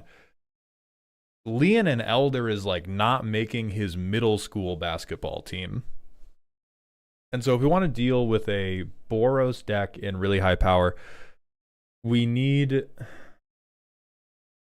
more ways to draw into our combos or disrupt other people's combos. Like Dispatch is crazy work, dog. We have 12 cards in here. That is, if I play these cards, you explode. And then we have a lot of stuff in here that is just the most like you found this card while cleaning your garage ever. So the stuff that I like, that I think is good and effective and useful, Battle of Bywater and Expel the Interlopers. We love one-sided board wipes. Regost is very tiny, and so you get to make these one-sided interaction very, very easily. T45 Power Armor is cute as hell. It's a bit inefficient, but maybe this can be like a bench warmer for our NBA team while Nuka-Cola and Academy are the LeBron.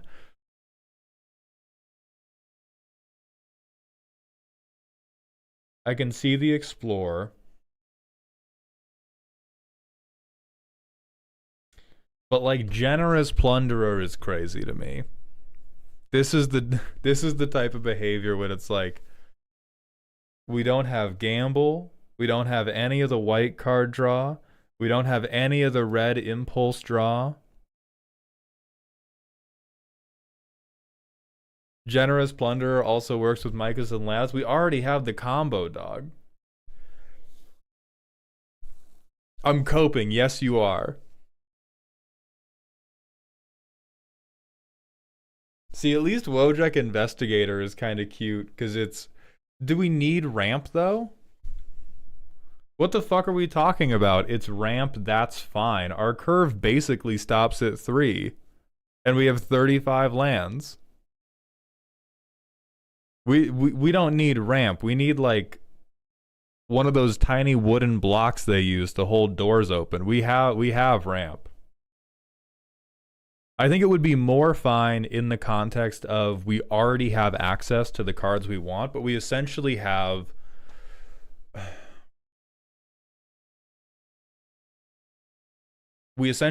two different decks that are going on right now. We have one deck that is trying to tap Regost maybe 2 times a turn cycle, maybe 3. We have another deck that is trying to assemble an infinite combo. These support cards for the first deck are taking up slots that would be tutors and card draw in the second deck.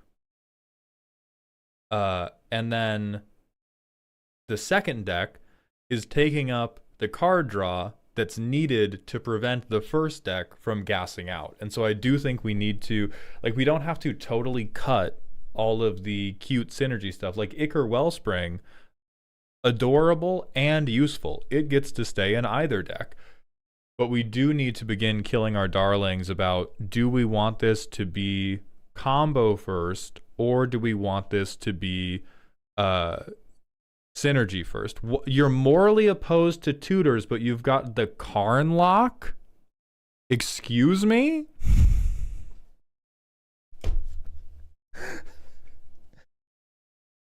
I'd never look for it, but if I nerve gas those babies accidentally, then God wanted it.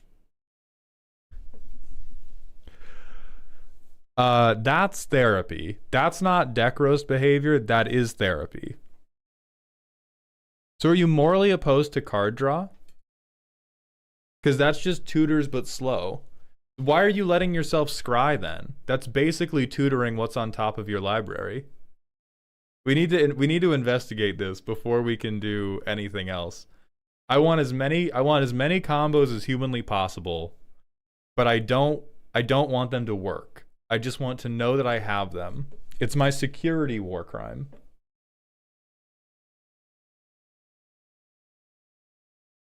Rage-induced gaming, Jimmy Buffo, thank you for the Twitch follow.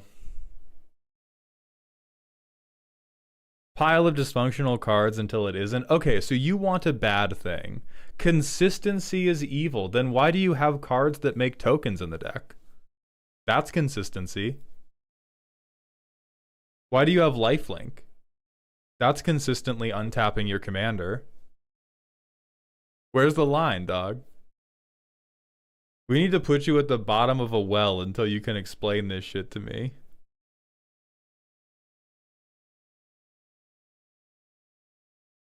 Grab time, yes, that's good. I'm going to write it down and use it in a video later.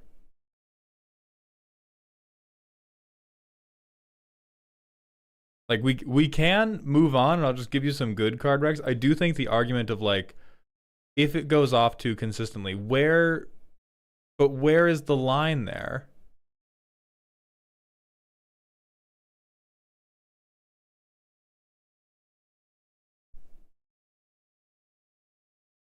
Especially for a deck that wants to combo.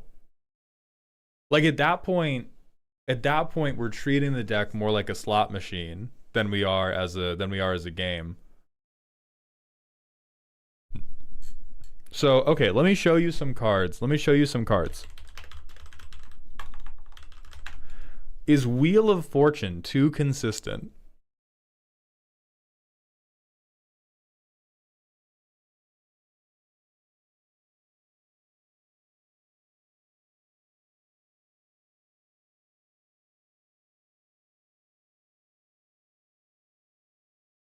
I do like gambling. This isn't gambling, though. This is the cards in my hand don't currently win. I would like 7 new ones. That's not gambling. If you can call that gambling if you need to in your own mind, but this is going, the pieces that win me the card game are not currently there. Like, you like gambling and yet no gamble. Explain that.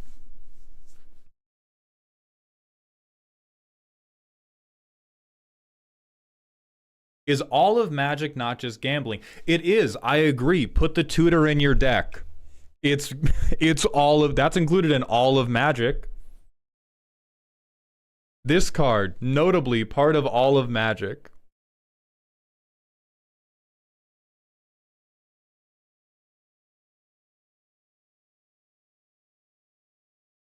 Like would I okay, here, let me tackle this a different way. You spoke about how the table you play this at most regularly failed to win through 4 extra turns, and it was very frustrating. I argue this deck is doing that exact same thing by refusing to have any degree of consistency to the combo. You are building towards tons and tons of game actions that you have no control over. It may not involve extra turns, but you're certainly attempting to go off on everybody's turn, and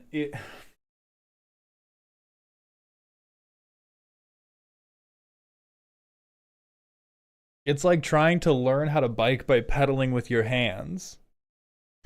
So I don't think we're gonna solve. I don't think we're gonna solve whatever this mental block is in 45 minutes on a Twitch stream. I would bid you mentally investigate, why do I feel like consistency bad? Because if Wheel of Fortune's fine but Gamble is not, I don't know if it's a mommy issue or a daddy issue or like a school bullying issue, but there's some type of mental block in here, and you got to have an internal cutscene about that. Because there's other thing like, oh god, at least we have Lauren. But that is the core. That's the core gap this deck has to cross. Is you have 2 different decks happening right now, and 2 decks cannot coexist at the same time and work effectively. If you want the combos to be more protected, what you drop is the generic value shit. We drop this like, Leon and Elder is only going to untap Regost if 3 artifacts have dropped. That's like nothing. Tarion Soul Cleaver seems like a break glass in case of emergency because I have no card. Like, this is a downstream consequence of not having card draw. Because it's like, oh god, I might fully brick. I need to be able to turn my commander into a Voltron bomb. I'll kill combo B and C for consistency. That makes me very glad to hear.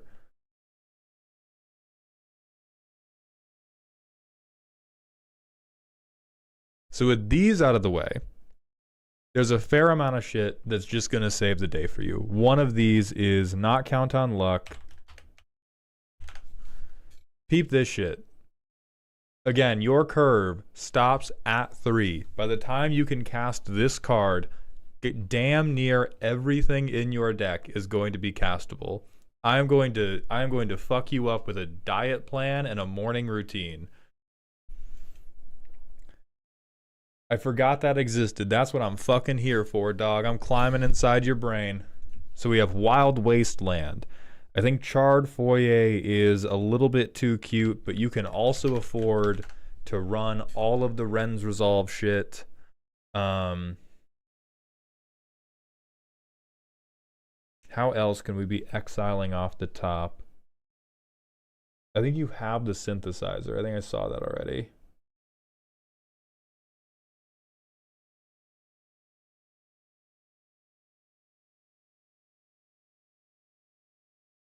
I don't think long range scanner pays out for us because we want to deal damage. We don't want to attack. We don't want to be swinging. So we have Ren's Resolve at higher mana values. There is Inspired Tinkering.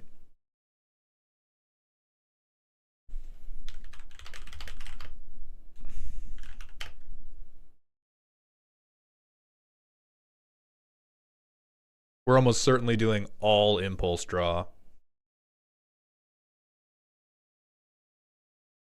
There's act on impulse, which is super okay. We have its sushi, but we can't sacrifice its sushi. Bone Horde Dracosaur is incredibly, incredibly good for you because you get to make treasure tokens, which you can then feed into Regost. So this is the type of thing where you will not gas out. You might get extra blockers to avoid dying. Whatever you hit, you are going to get more tokens into field. We have munitions in the deck already. Brazen Cannonade won't do it for us. Breaches would be crazy adorable.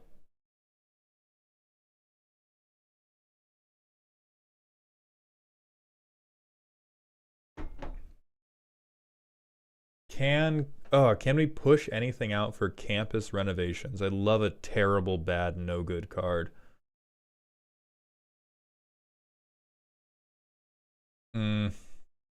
It's probably not good enough at either thing, unfortunately.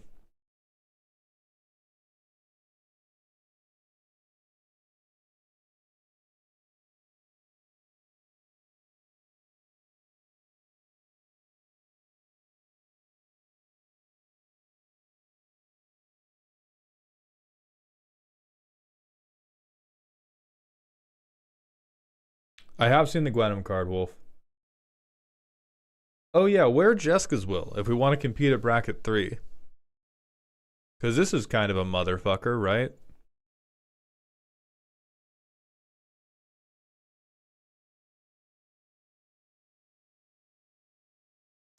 Light Up the Stage is fucking phenomenal because we're only ever casting this for spectacle.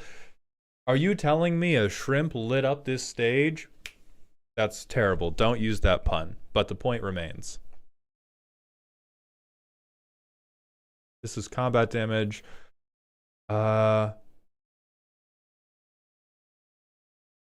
we could definitely Valakut Exploration.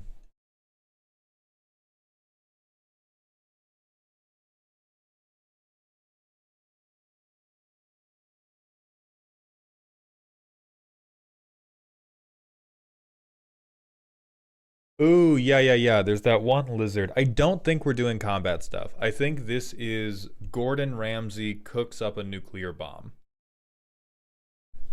So it's like party something.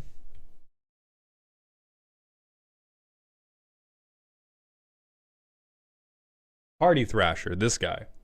Yeah.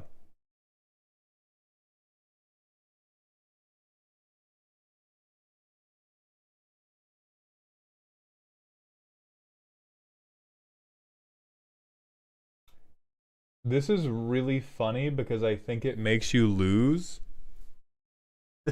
Don't play this. Don't play this because it decks you. It would, hey, if you wanted to assemble the infinite, this is how you do it, and then you do lose the game. Oh, you may. Never mind. Now it's good. Now it's Goblin. Now this is actually the best card in your deck. So here we return to the question of consistency. Is it too consistent if I exile 12 cards from the top of my library to find the pieces of my nuclear bomb?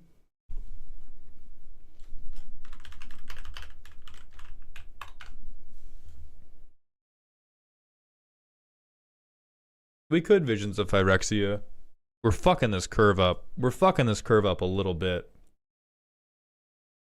And Goblin, listen, I do want to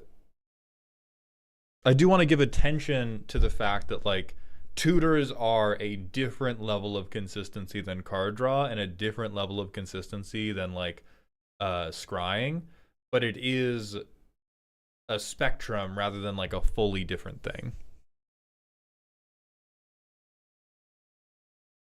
I don't think we need Amulet.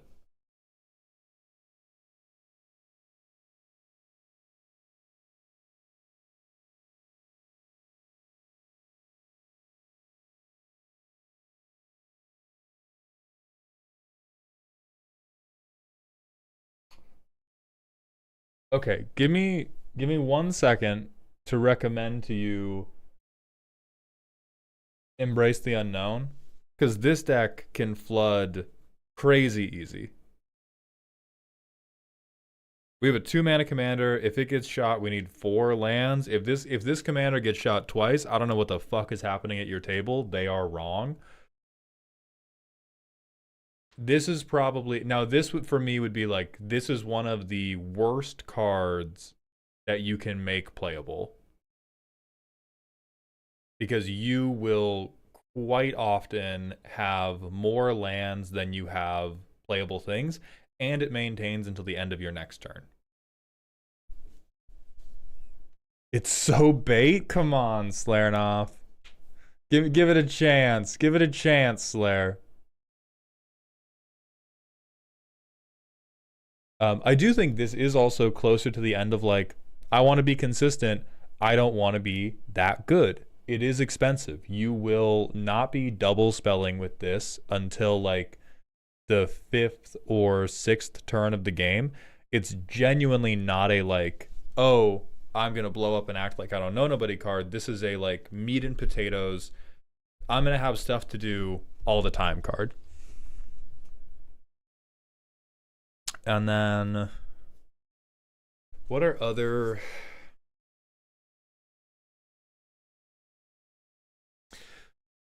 Garglanon, how do you feel about making your table hate each other? Kopaka, I don't think we can dance with Calamity. I'm holding it back. Great.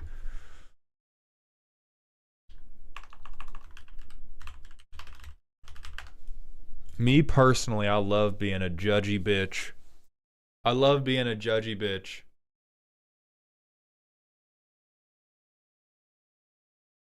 I recommend this card to everybody who comes in front of me, and I'm recommending it to you here, brother. If you ever get the vote to tie on 2, oh, the vibe. Like you'll never get 4. You'll never get 4, but anytime you can get this card to tie on 2, it's the best feeling in the fucking world. Kiro, we can't triple triad because we're gonna have the cheapest card every time. Dwayne IRL, thank you for the Prime sub. Welcome to the dog home. I am also personally a Grasp of Fate believer. Hobbit Sting is cute as fuck, though. We don't need the bounce land package, Alec, man. Our curve is crazy tight and crazy low. We just need access to the deck. We don't need land ownership. We need to be a cracked out raccoon.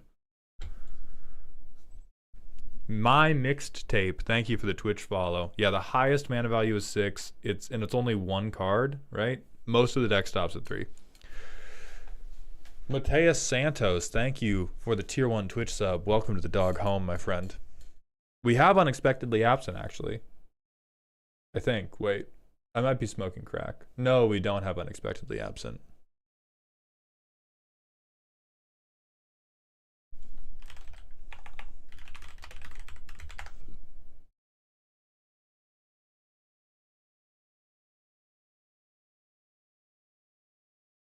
Yeah, we could run this for sure. I'm a very big fan, Garglon, of pissing off multiple people at once. I again must ask, we are in Boros. What's our reason for not using Sunforger? We have a moral opposition to tutors that we're currently working through, Jasper Crow.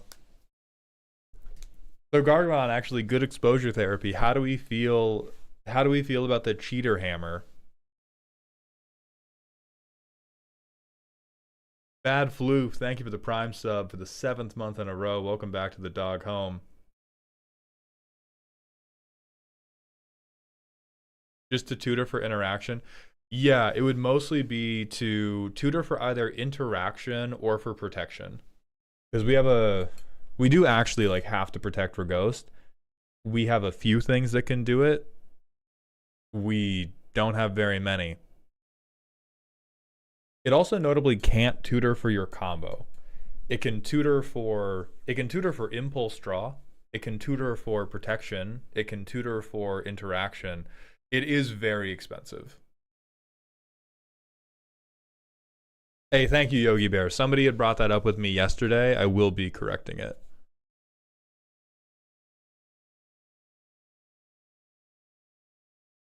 Ogre Head Helm is not very good, but fun maybe. We're dropping the MLD combo Choo Choo Beans. They said they're dropping the, hold on. Absolutely not. Don't look at this.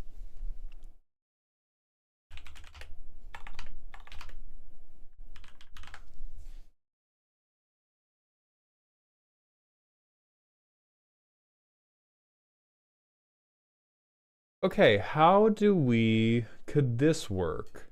How's our spread of creatures and artifacts? Not the very best, but also not the very worst. So this would be very mana intensive. This is like, shit is going super wrong. I need to save this game fast. Dwayne, we did look at impulse enchantments as well.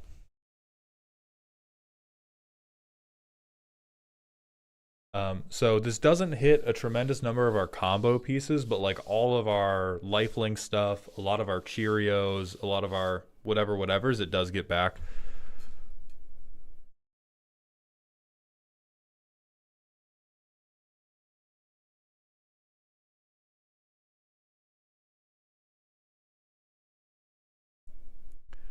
Hits yes, it hits Academy Manufacturer, hits the vending machine. And then it hits like all of these other synergy pieces. Like if you keep Astrid, if you keep Fireweaver, hits Ichor Wellspring, it hits 90% of your deck.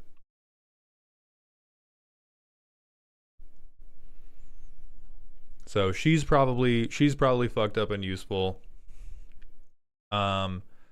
Ooh.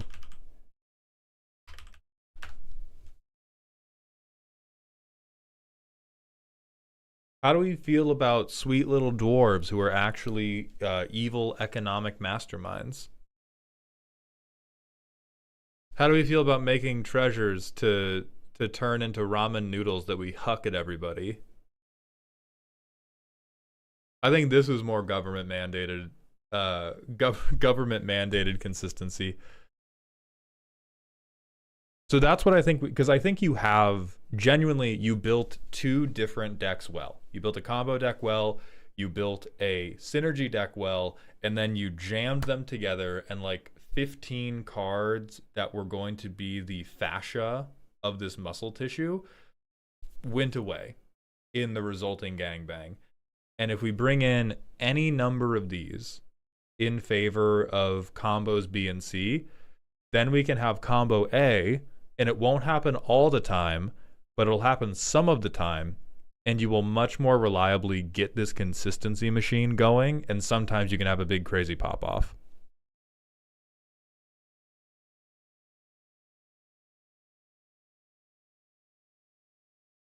Ah, I closed the slideshow. So I'm gonna put you monkeying in the middle.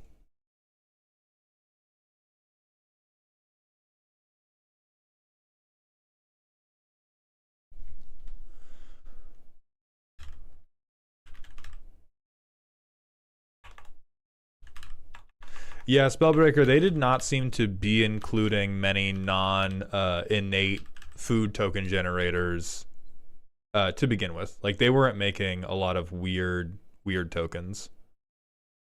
Because a lot of their synergy is like, oh hey, I'm making food already. I'm making food already. I'm making clues already. I don't know if artifact comma food, no, this says token specifically. I'm making food already. I'm making treasure already. I did not. There's the extra turn hate. That's cute. You're so right for this, bestie. Fuck that. Fuck that one guy in your pod. J Balls, thank you for the Twitch follow. Welcome to the doghouse. That's a reason Karn is in too. Hurt people is why that's why I had to do MLD. They pushed me to it.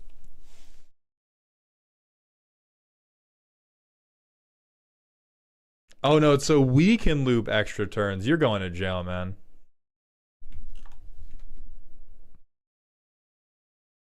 Get the fuck out of my face. Great deck, make it better. Have a very good time once you can morally accept consistency into your heart. Thank you for the submission.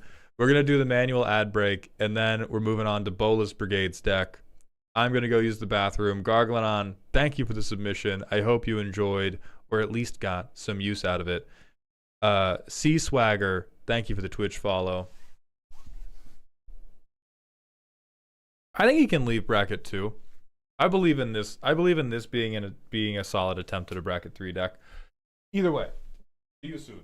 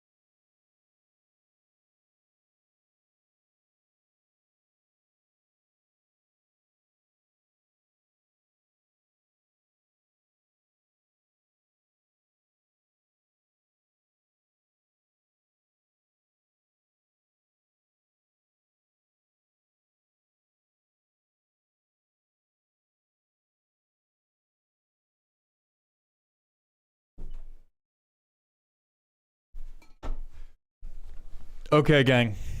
Agro Ceratops, thank you for the Twitch follow.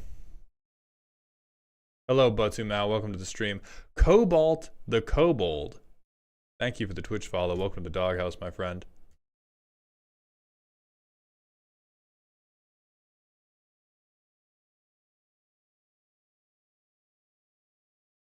Audio Tsunami, thank you for the Prime sub. And then we have Elikman's targeted FMK, and then we're going to do Bolas Brigade's deck. Let's see what this targeted FMK is.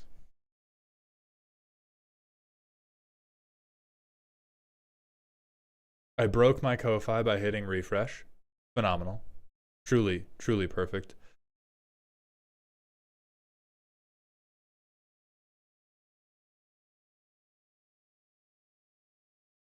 I might have bricked my whole computer. Bonelord, you are never getting my fucking chair. Never ever. I swear to God, this thing costs so much goddamn money. I almost gave myself an ulcer convincing myself I needed to buy this chair because my back was so fucked up. Jordanish and Kosha Man, thank you very much for the Twitch follow. Welcome to the doghouse. Even if they paid 3x for the chair, yeah, Ninja, I would sell you this chair for thrice the price. That is $6,000.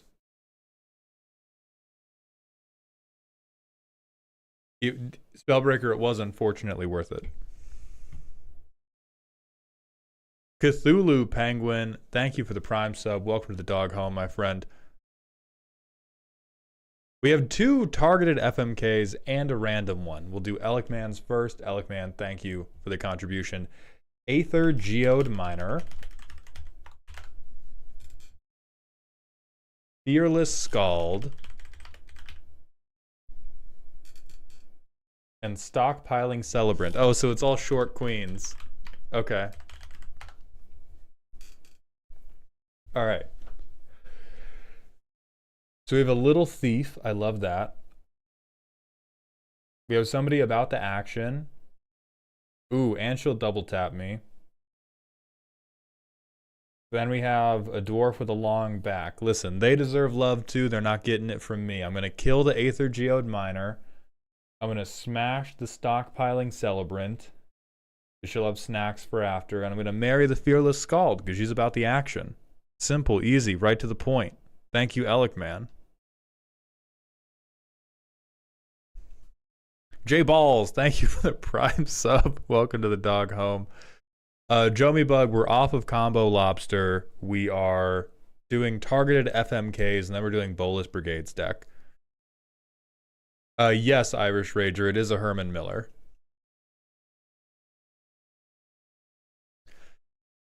Are you going to play the Gundam TCG? Tom King, probably not. I'm going to be getting into Riftbound. I doubt I'm going to be getting into Gundam. Personal question from Mode of Matthew. I have a friend who plays a lot of Magic over the years and has done a lot of Commander with only borrowed decks. He is considering his first deck of his own and is between Muldrotha, Golbez, Jetmir, and Hinata. I would love to get a veto from you on one of these. I would veto Muldrotha for a newer player. I think of Muldrotha, Golbez, Hinata, and Jetmir. Muldrotha is the most likely for you to attempt to Little Bean and not understand why it's not working. If we compare that to like Golbez, it's low mana value, so you'll at least be able to like resolve your commander. Jetmir and Hinata, the first time you play them, you will understand why everybody wants to kill you. Because you immediately pop off and do crazy shit. Thank you so much, baby. But Muldrotha has had the largest population of people where if you play into Muldrotha, you know, I have to kill Muldrotha immediately. They're going to do fucked up shit. And the Muldrotha player will go, I'm doing totally normal recursion stuff. Why are we all being so mean to me? And then bang, bang, bang, bang, bang. So I would veto Muldrotha.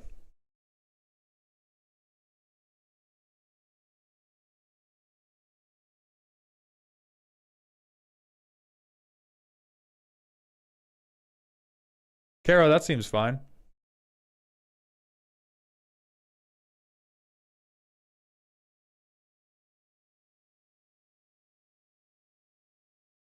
Okay, and then we have another targeted FMK. Then we have a random FMK. Dobie, thank you for the $5 for that targeted FMK. Lulu, Stern Guardian. All right. All right. Big open. Big open. Do we have alternate arts for this? No. Crazy open, though. Judith, Scourge Diva. And Anichthia, Hand of Erebos. All immaculately beautiful women. Big love to all three of these. But who are we giving?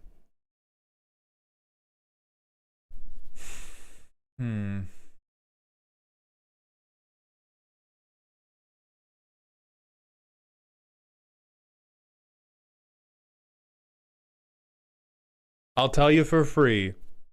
We're killing Judith.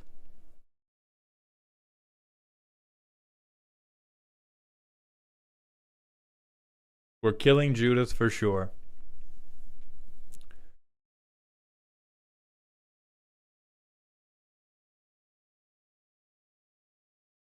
Oh. Marry Lulu, she will help you hide the body. Yeah, but Anichthia is gonna reanimate the body as an undead servant. What are we talking about?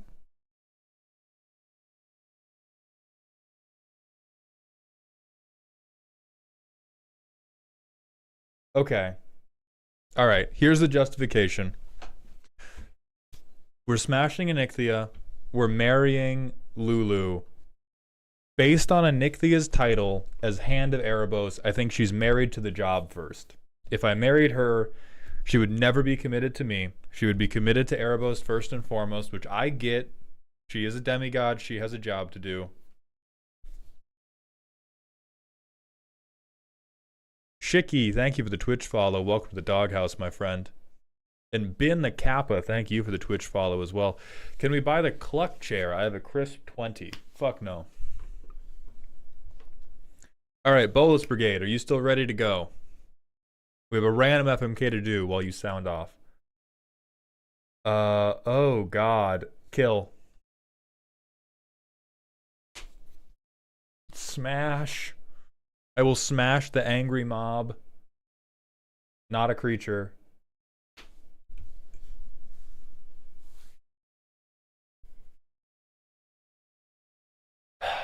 I'm marrying Caterpie. I am marrying Caterpie. My knife is chipped and shattered.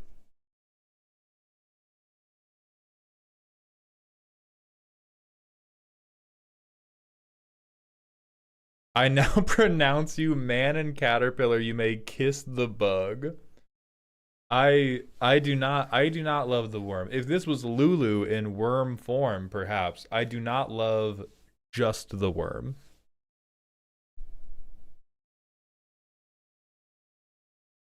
Hey, thank you, Miralev. I appreciate that very much. Dodged a peg there? That's a crazy sentence, Knight.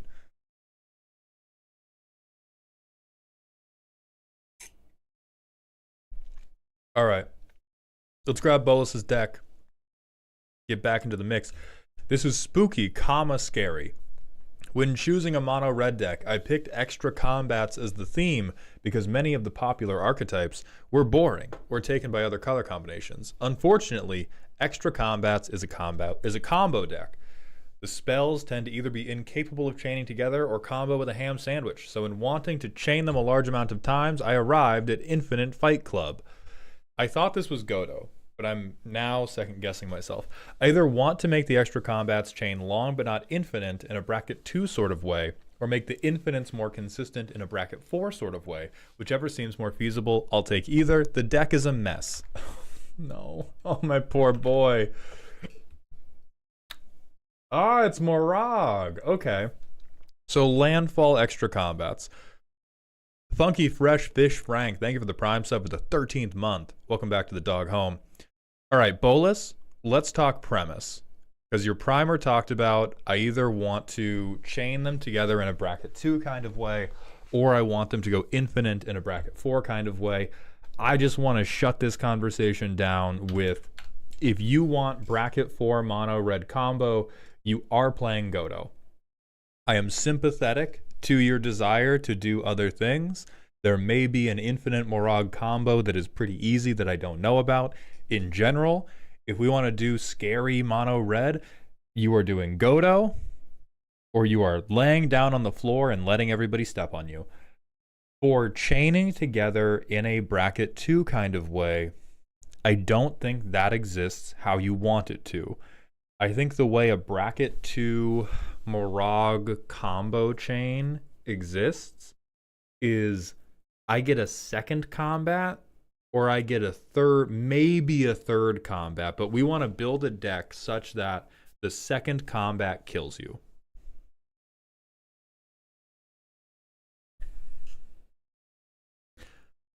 Oh, Blade of the Animist does just go infinite, actually, right?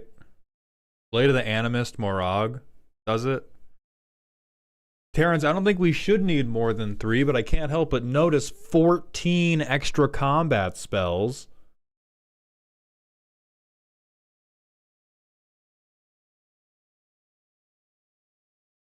Morag checks for main phase. Oh, so Animus doesn't work with him. Okay, okay.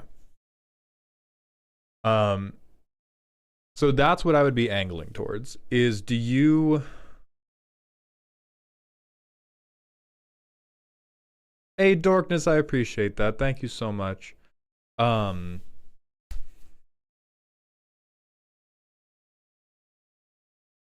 you untap with Morag, do you want to win, or do you want the table to be afraid that you might win? Just on a vibes level, before we get into cards at all. Do you want them to be like, oh fuck, he got it? Or do you want them to go, oh shit, maybe he has it?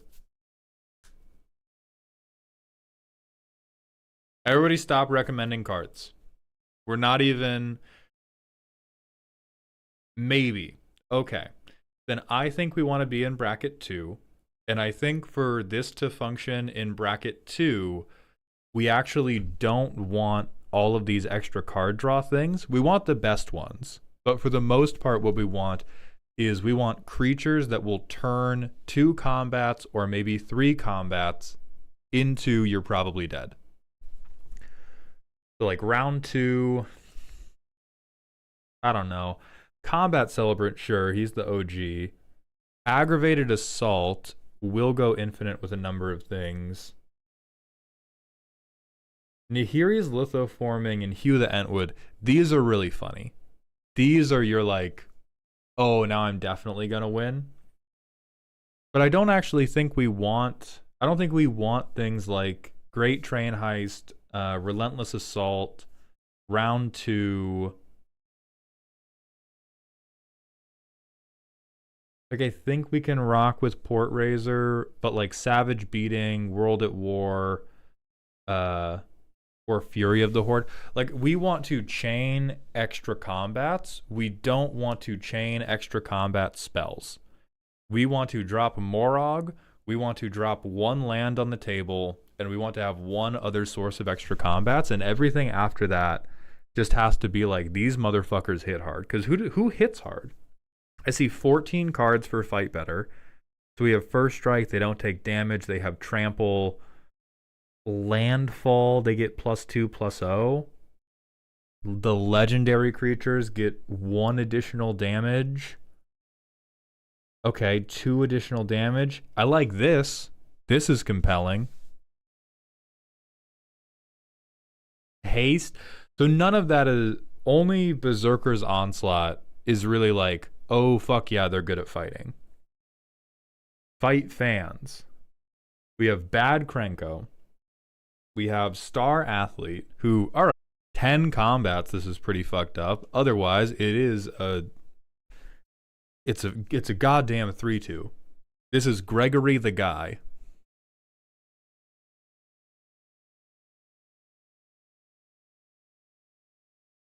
I see the vision with Urbrass Forge. I would see the vision for Delina Wild Mage if this section was not only 9 creatures long. This guy Bolas, I love you, right? This guy sucks. Quite frankly, this guy sucks. We're in red. We got dragons. We got entire ass sky lizards with big mouthfuls of teeth ready to eat somebody. We do not need four mana deal 1 damage. Okay. Scare Tiller is quite cute. I think genuinely, I think this could just be replaced with like Zell. If we have a ton of we are doing a ton of the sacrifice lands. Maybe I'll let you keep this. This is very clever. Yeah, it's clever enough. Cryo Shadhelm, thank you for the Twitch sub. Welcome back for the 7th month in a row. Ectotic Giant. Yeah, this will spread some damage.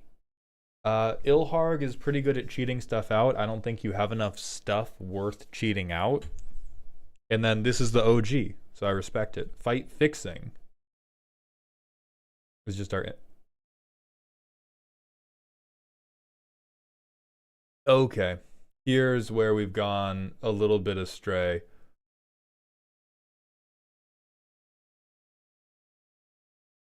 I mean, not with...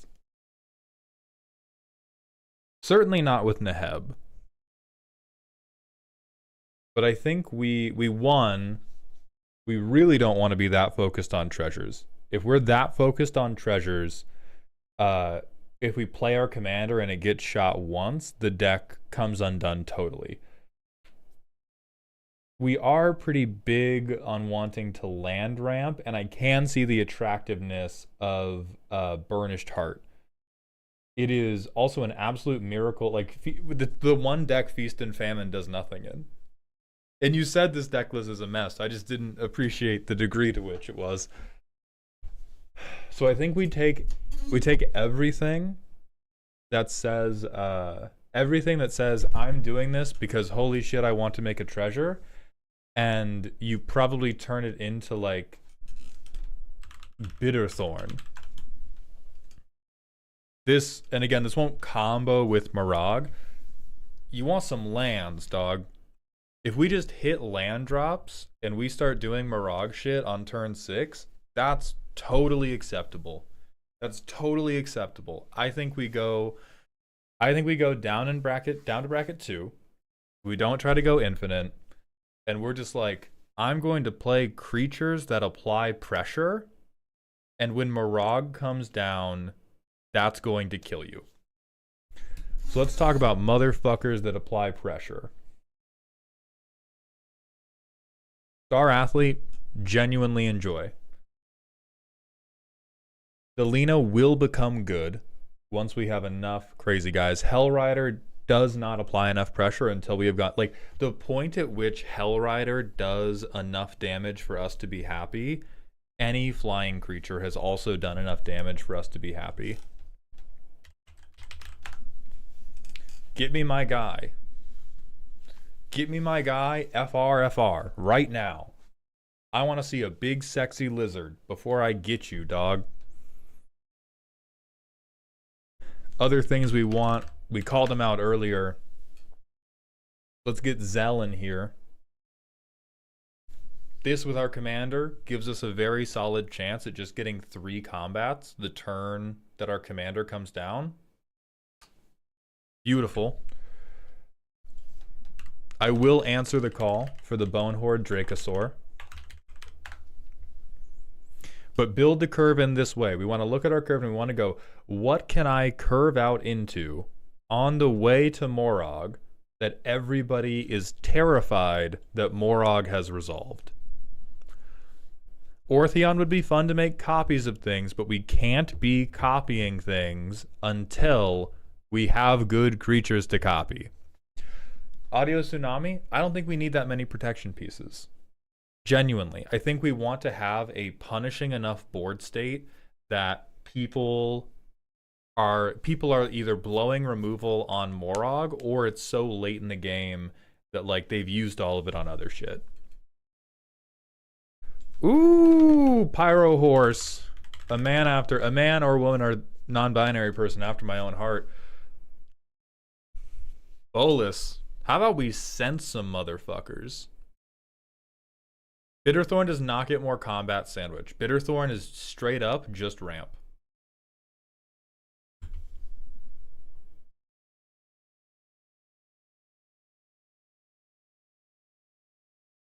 However, long range sensor, absolutely fucking crazy. I don't think Baylor is punishing enough either. I do love me an Inti Reborn. We need other big beaters, Claydog. The world I want to live in is I want us to, on turn 6, the 6th mountain hits the field. Morog hits the field. We have some method of putting an extra land into play, and those 2 combats make everybody very afraid of us. That's the world I want this deck to live in. Bolas, if that sounds good to you, hit me with a Ur, just so I know that we're on the right track.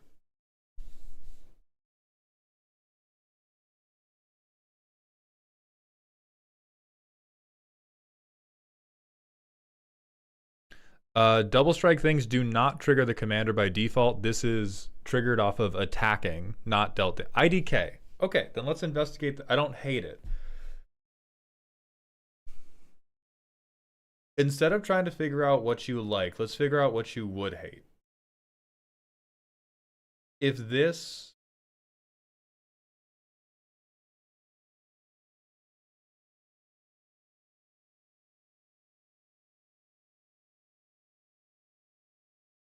Are you happier if Morog is the only thing attacking, or if Morog is the leader of an army?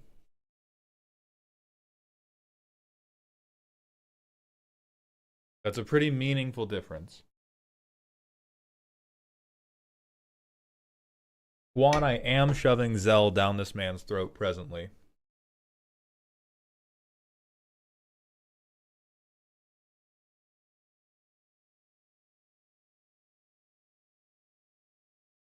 DJ, thank you for the Twitch follow. Welcome to the doghouse.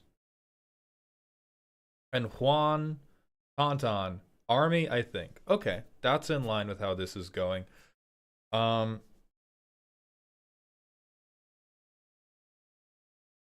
Would you rather take 2 turns where you kill everybody with 3 combats per turn, or do you want to take 1 turn where you take 10 combats?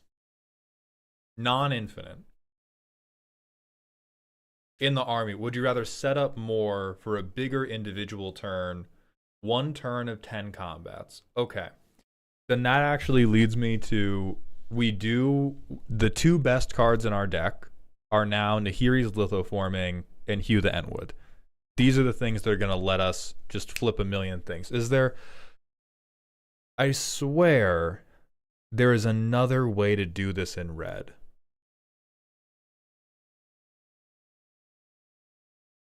I swear there's another way. Demi, we have Karlach in the deck already, but thank you for the shout out. We want to put permanents into play. We want to put lands into play main phase 1. We have Nahiri's Lithoforming. We don't want infinites. Hey, thank you, Juan. Minotaur thing? Did you... Wanderist, please tell me you're talking about a different Minotaur thing.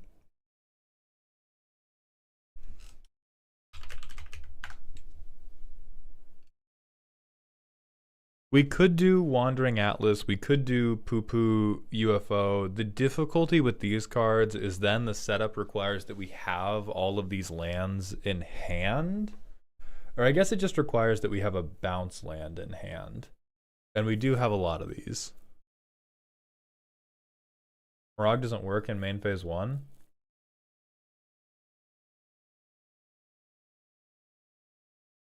We have Ilharg. Why does it not work to go main phase 1, additional combat? It must be after initial combat?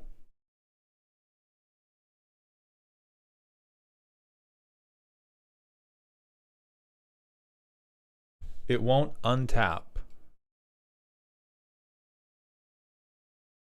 Ah, they will be, so it will not untap for normal combat. Gotcha. All right, so main phase 2. From the Ashes is red scape shift.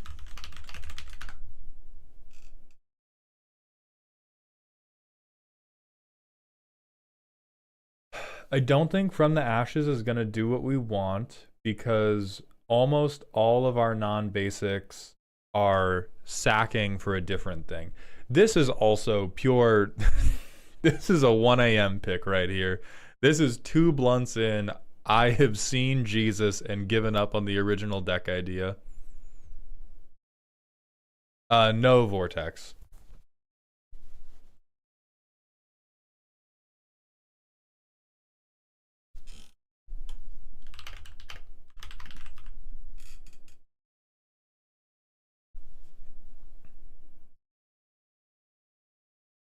Okay, shuffle.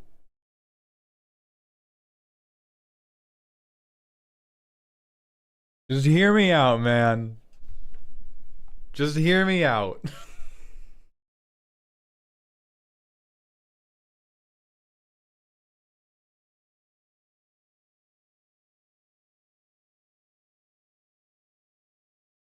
Does the possibility of over the top the turn after we've played Morog spark joy for you? Hey, of course, WM, thank you. Can this be the 3rd best card in our deck? We don't want Warp World. The problem with Warp World is we can't put away our attackers. Because it shuffles away our commander, too. Like, a big difficulty we have to work with is if we shuffle away the commander, if we shuffle away any of the other creatures, we just get, like, criminally shit on. Red does not really get Vigilance, Bone Lord. Silly, joyful, but man, does it reek of my opponents get more. We can fix that later, Bolas. I think over the top is like, this is your, I need to kill everyone right now. The way we fix that, I think we need to commit a little bit more to flyers. Whereas there's like Scourge of the Throne or something.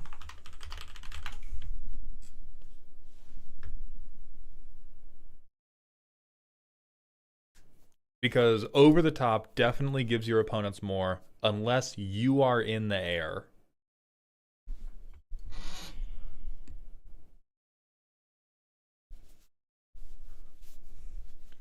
Yeah, there's also, so there's Bone Horde, there's Scourge of the Throne, there's Dragonhawk. We have Hellkite Charger already. We have Bloodthirster already.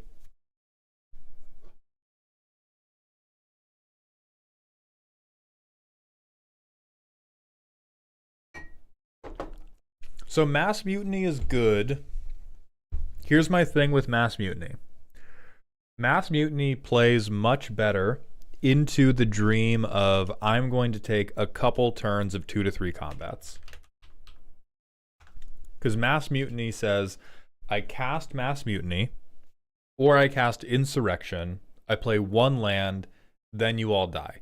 This seems not quite on the money of what Bolas Brigade wants to do. I think Bolas, it sounds, Bolas, like you want to take all of the shitty red creatures and do the dirty work yourself. Now, in that vein, I believe we're rocking with Clive. Hey, what's up, Alk? How you doing?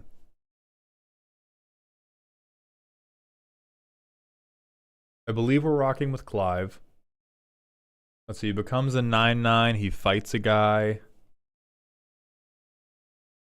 Are we considered Roaming Throne into Nuke? I really don't want to do Roaming Throne. I really do not. Marduk's Vanguard?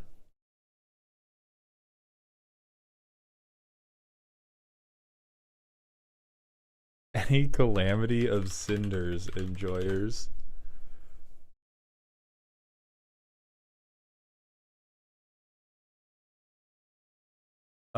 Yeah, this would be better than, I think better than Blasphemous Act.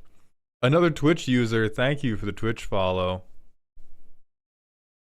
Elk, the point of this deck is funny, not that good. Very the point of this deck is funny, not that good.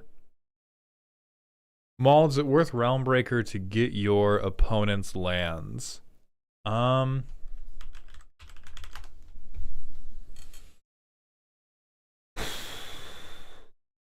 don't think it is unusable. I don't, like, it's not the sickest tech ever. Elk, thank you for the prime. Welcome back to the dog home. Like, we care quite a bit. We care quite a bit about ramping, because a lot of our shit is expensive. We could Crucible to try to, like, replay a fetch, but replaying a fetch doesn't get us to 10 is the real problem. Like, the things that get us to 10 are Hue the Entwood, Lithoforming, and then Over the Top. Territorial Bruntar is the one ring, if you think about it. You'll have to think hard. Shut the fuck up. Yeah, so we start bringing in some big boys.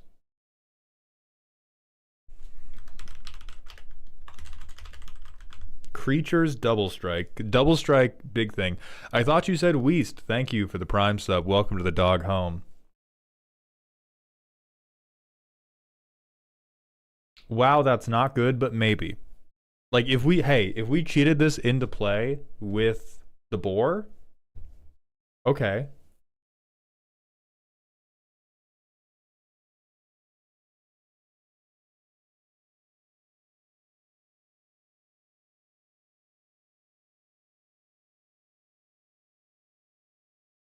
Lightning Runner is funny, may genuinely be too funny.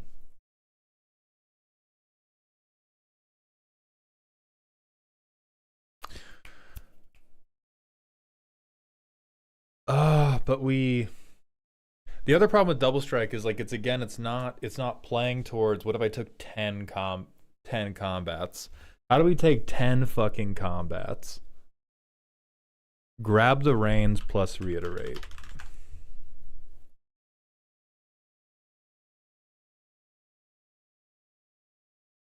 I think we're on Yogi Bear. That is funny. I think we're on our own creatures. Bolas, please chime in if you want this dream to involve theft. If you want the dream to involve theft, it does get a lot easier, but it becomes a lot easier because you're winning with, like, 2 combats or something.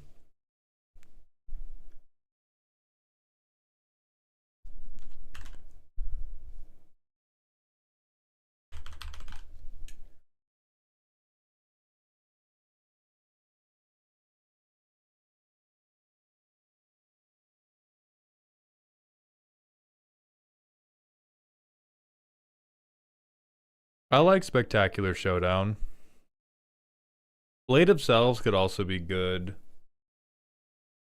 What are the rules for this brew? There aren't a lot of hard rules, but we're trying to work with... we're trying to build Bolas Brigade's dream. They want to do mono red multiple combats. Theft is good, but not if it's detracting from more combats. Okay. Then I think the theft we want is Realmbreaker. I think the beaters we want are Clive, Dragonhawk, Bonehorde, Dracosaur, Inti for sure. Holy fuck, do you want Inti? This guy is your new favorite.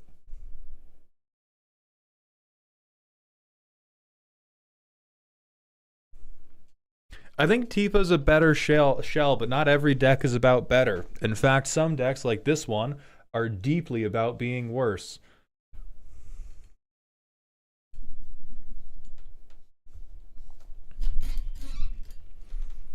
Yeah, 10 combats I only see with Crucible, Fext, Zeldin. I mean, we don't have to get hard to 10, but the goal,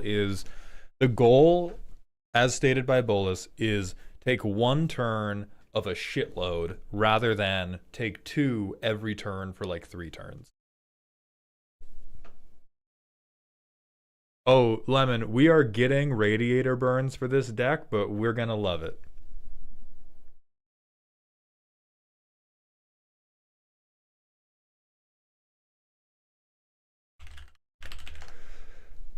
I do think you go for Walking Atlas, and I do think you go for Poo Poo UFO, and then we just hope to God that we can do something with bounce lands.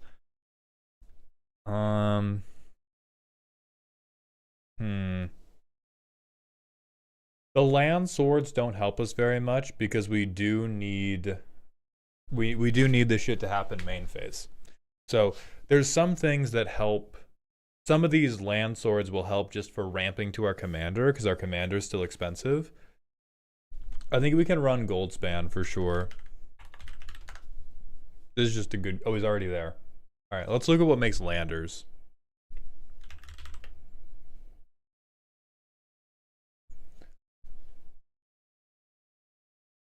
Four fucking cards. Jesus.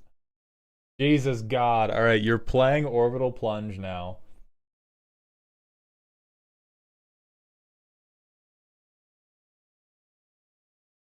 You are playing Kov Landseeker.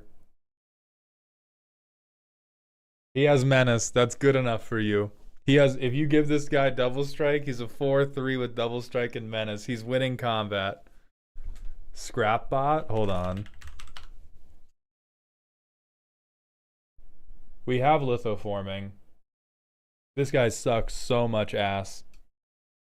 This guy sucks so much ass. We are playing red. We are not playing colorless. Fuck this guy.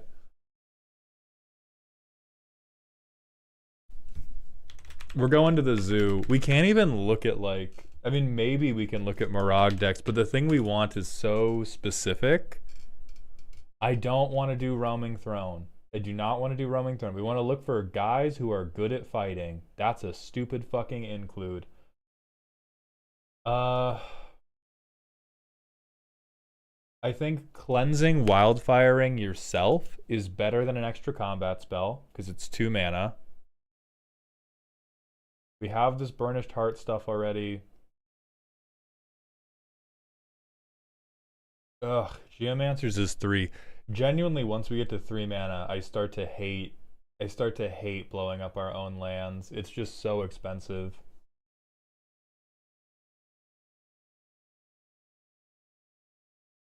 That's ETB ramp.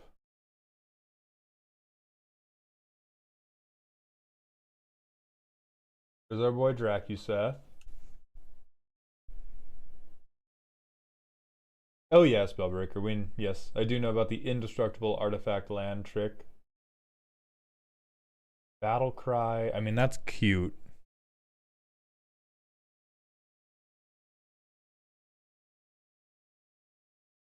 You can probably run Dragon Master Outcast. Wow, that's fucking terrible.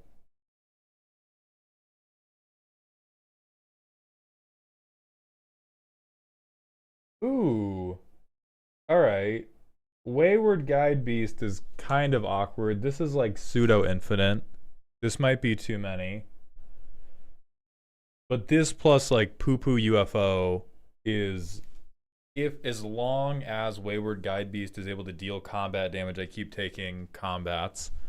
So that might be a little bit too infinite for you.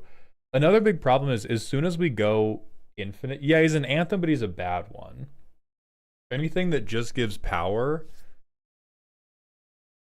unless the creature has evasion, it just getting power is just like, if you can't block me, great. If you can, we trade on the first combat. No, Morag untaps all creatures.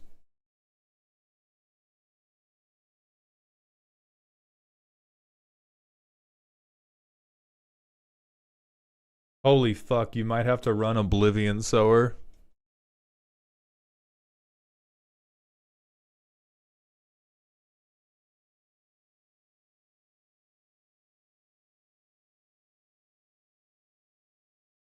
Gornog is probably usable as part of our curve out.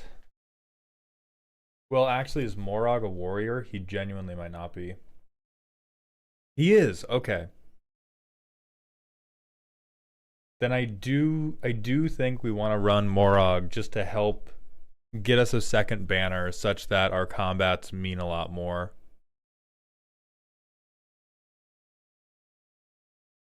Maddie Buh, thank you for the Twitch follow. Welcome to the doghouse, my friend.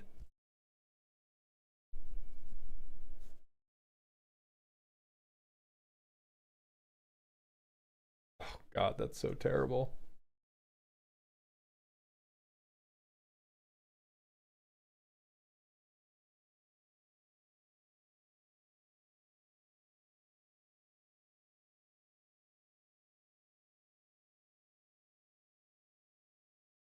Maze's End is tough. We can do it, but boy howdy is it fucking tough. That's opponent controls.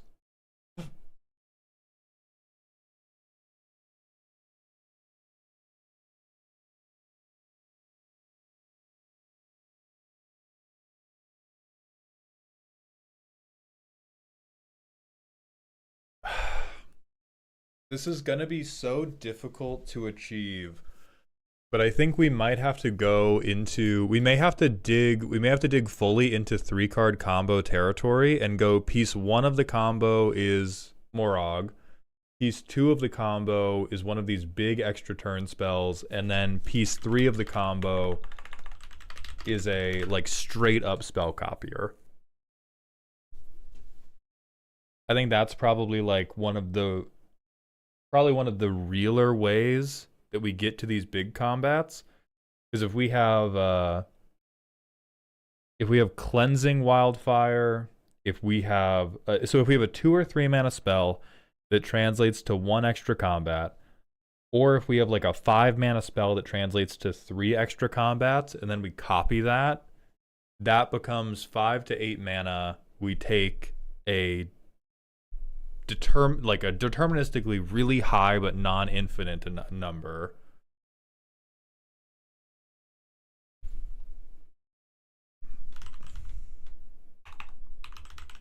So if we pull in Reiterate, then we pull in Dualcaster Mage.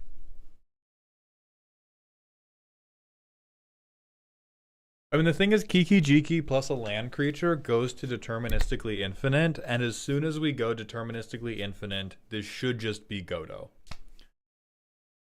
Like, I think for Morag to remain the commander of this, we have to remain in the realm of I'm not sure how many combats I'm taking.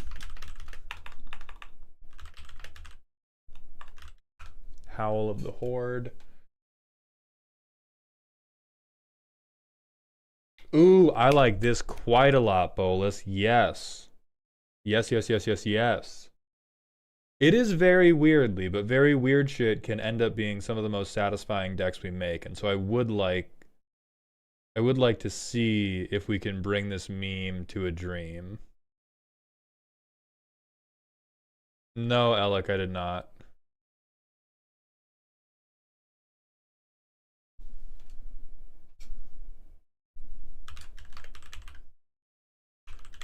Yeah, if you attack Delirium, it gives you an extra copy.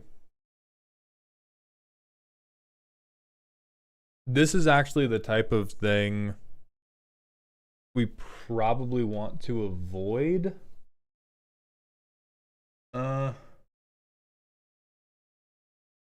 No, getting 2 out of it's probably okay. Bone Lord, we already suggested return the favor, but shout out, thank you. Yeah, I think we can do if it gives us 2 combats, we can work with it.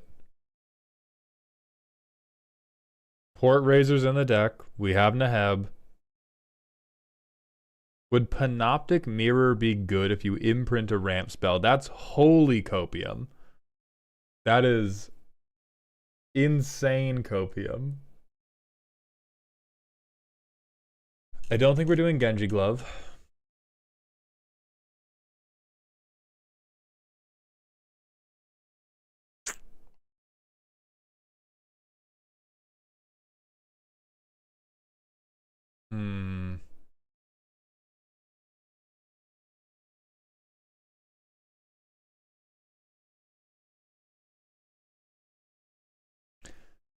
Nova Hellkite.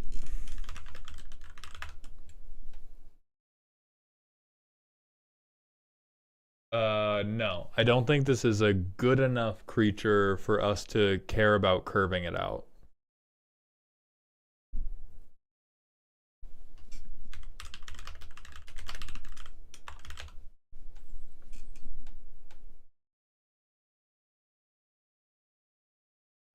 Ooh, okay. I almost like Storm King's Thunder, but we have to see, like, how does the math trade on this? If we spend 5 mana on Storm King's Thunder, we get 2 copies. The most efficient thing we could copy with it is like Cleansing Wildfire. That would get us 3 additional combats for 7 mana total. Versus Full Throttle is 2 additional combats for 6 mana total. If we have more mana than God, then it's crazy. Ooh, Flare of Duplication. Yeah.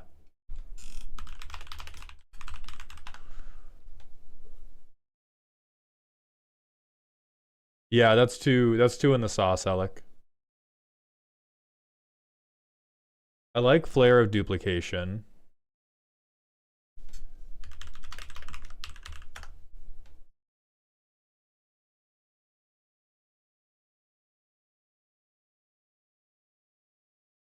Surge to Victory is just infinite. It works, but again, we're stuck in between, like, if we exile an extra combat spell, if we exile an extra combat spell and we have a flyer, we just win, right? Millennium, thank you for the 5th month at tier 1, my friend. Welcome back to the dog home.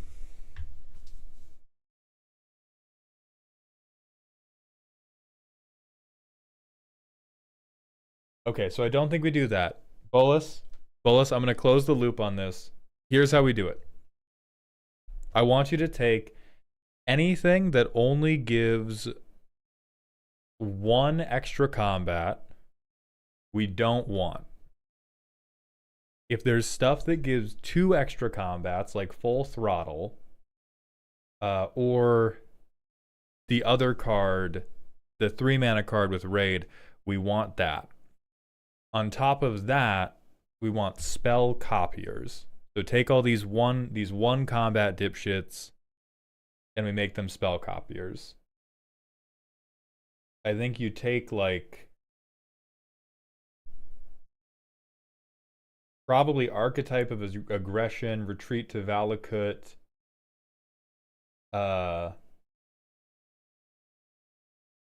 maybe even Torbrand and Urabrask.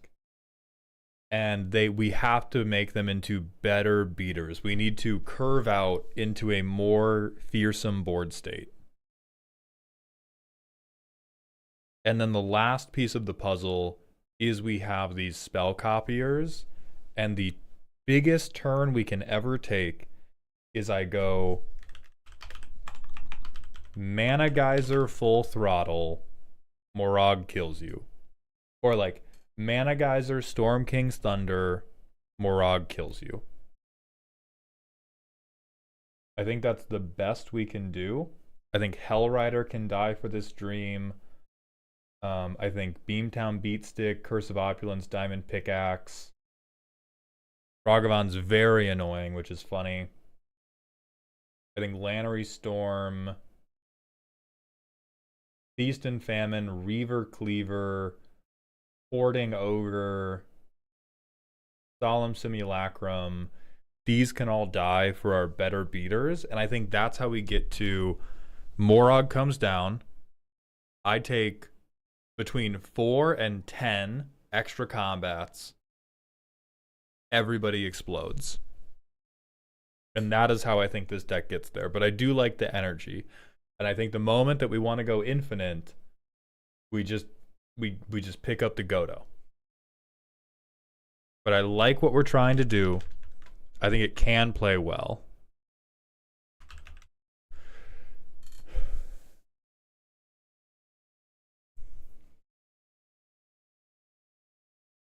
Yeah. I think if we're playing swords, we want to play the swords We would play the swords just to get value on our way to Morag. Now, speaking of swords you need... You thought you were getting out without it, you dumb motherfucker. Bust on them. Bust on them. We're playing Inti. We're playing Ragavan. Pass him the stick. Give the star athlete the lacrosse pole. Let him do his work. Buster Sword would also be fucked up as hell. Oh, and hell, you can do the Wop Sword. Imagine if I spelled it right. Far Shizzle, thank you for the Twitch follow. Welcome to the doghouse. Wop Sword gives us another instance of spell copying. This would be dope for you. It also gives a much needed toughness boost to some of your creatures. This is your version of, I want my sword to ramp me. This is like, I'm going to get a treasure token probably around turn 4. If I curve out into a good 1-drop or a good 2-drop, and then I go sword turn 3, equip turn 4, cast something else, start hitting with the sword, we're pretty happy.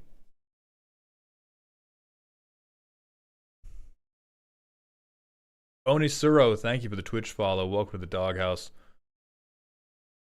But that's how I'd manage it.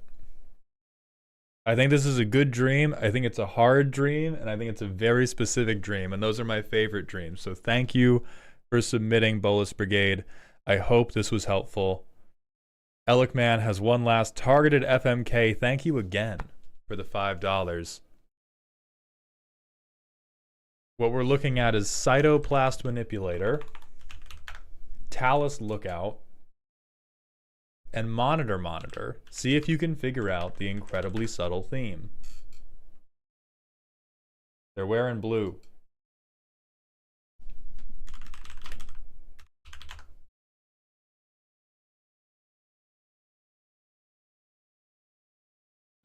Let's see, blue creatures.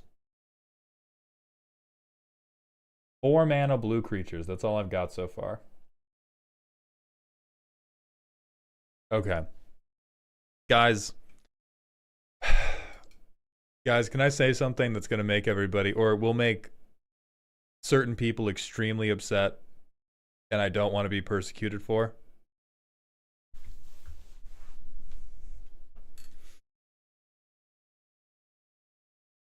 I am incredibly biased against short hair.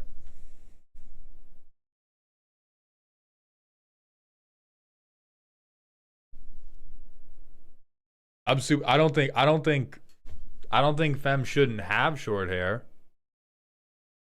As someone with not very much hair to go around, they should have whatever hair they want to have. It's not about what I like. But if we're doing FMK to my tastes, you send me somebody with short hair, I'm sending them to the chair. I'm sending them to the chair, straight up. So, Monitor is dead. What's the length of when it gets too short? Once it clears your chin, we can talk. That's about it.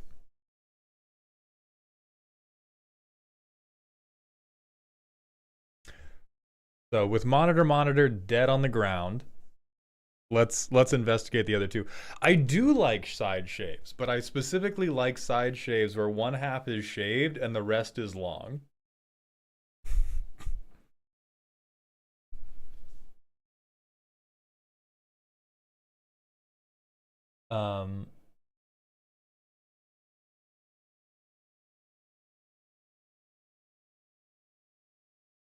All right, man.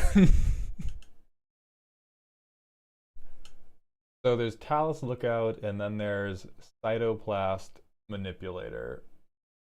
I mean, her arms are freaky as fuck. So I'm gonna smash Cytoplast. I'm marrying Talus Lookout. Easy. Easy. She's a pirate. That's incredibly cool. I'll have adventures my entire life. and I will have one extremely creepy night with the Cytoplast Manipulator. Listen, all the short hair enjoyers on chat. Well, you said the other part of it was mana, and I had called out they're all 4 mana blue creatures with 2 pips. That's the only real, like, other thing I can get going. I now have my next commander deck just all short-haired people and short accessories. I'll Vine Boom you hard, dog. Yeah, the 2 pips thing.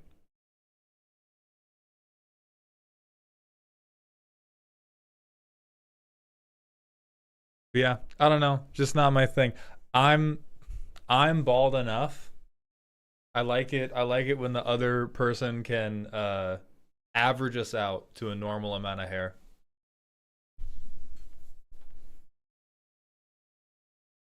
Cytoplast Manipulator feels like she'd steal your soul before you left for the night. I feel like she's taking a kidney. This does not seem like I'm getting my soul sucked out. It feels like I'm getting surgery done on me.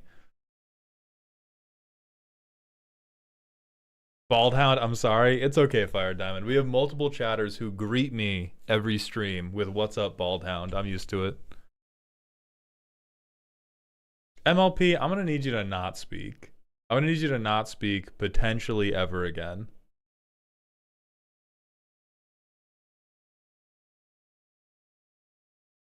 Okay. I think that's gonna be it for today. I don't think I've seen Genio come through, so I will reschedule with them via internet. Thank you all for coming today. Thank you all for the support you have given today. We are going to raid out. Please remember, if you buy Magic the Gathering cards, use code MAULD at Cool Stuff Inc. for 5% off, and so they pay my rent, maybe. Cross Z, thank you for the $5 super chat. Check Infantry Shield. Put it on your commander. It will print an army with like +4 combats.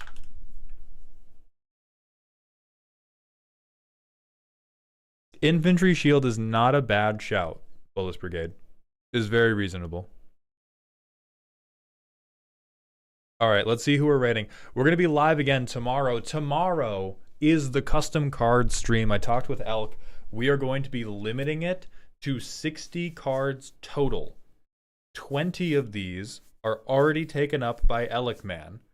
So you will have to get there early, and you will have to be fast on the keys with purchasing your cards with channel points if you want to make it in for the day. They're starting at noon PST. It is a 2-hour stream. If we finish the 60 cards before the 2 hours, we will release more slots into the ecosystem. But to make sure we can finish everybody's cards the day they submit, the opening limit's going to be 60. And then if we get through them fast, we'll drop like 5 more out. Claydog, it is going to be through the Discord. Thank you, Kaiser. It sucked to lose the money, but it would have sucked more to work with literal Nazis. Rules in general are going to be the same as last time. I'm going to have the rules clear. If you over donate, I'm keeping your goddamn money. All right? If you over donate, I am keeping your goddamn money. Straight up. Is this weekend free roast stream? No, I'm going out of town. I think we're just not having the free roast stream. Would it be 21 for the faction land? No, it's 20. You tell me which 20 cards, and that's what we're doing. All right, let's get to the raid. Let's see, decked out is going. Elk's not going. We'll hit decked out. Oh, they're also doing deck techs. Phenomenal. All right, hold on. Kids, do we want to go to decked out or do we want to go to beeps? Who do we want to be babysat by today? Oh, there was somebody else sponsored by Gamer Subs who was spouting great replacement stuff. To my knowledge, none of the people at GamerSups specifically were saying Nazi shit, but as best I can tell, they just have they have a very hands-off management thing. Like they're not tamping down on anything anybody is saying. And I personally just refuse to be on a roster with somebody who is vocally saying that the Great Replacement is a real thing that's happening. All right, we're going to Decked Out. Hit them with the indestructible Justin rant. You can pull that up with exclamation point Voltron in my chat, then copy paste the message. I'll see you tomorrow. Thank you for being here. Thank you for supporting me. And please remember to stay toxic. YouTube and TikTok, that's just going to be it for us. But I'll see you tomorrow. Please go watch my long forms if you have time. If you have a muted tab you can commit to me, it would help me very, very much. Thank you kindly, and have a good day.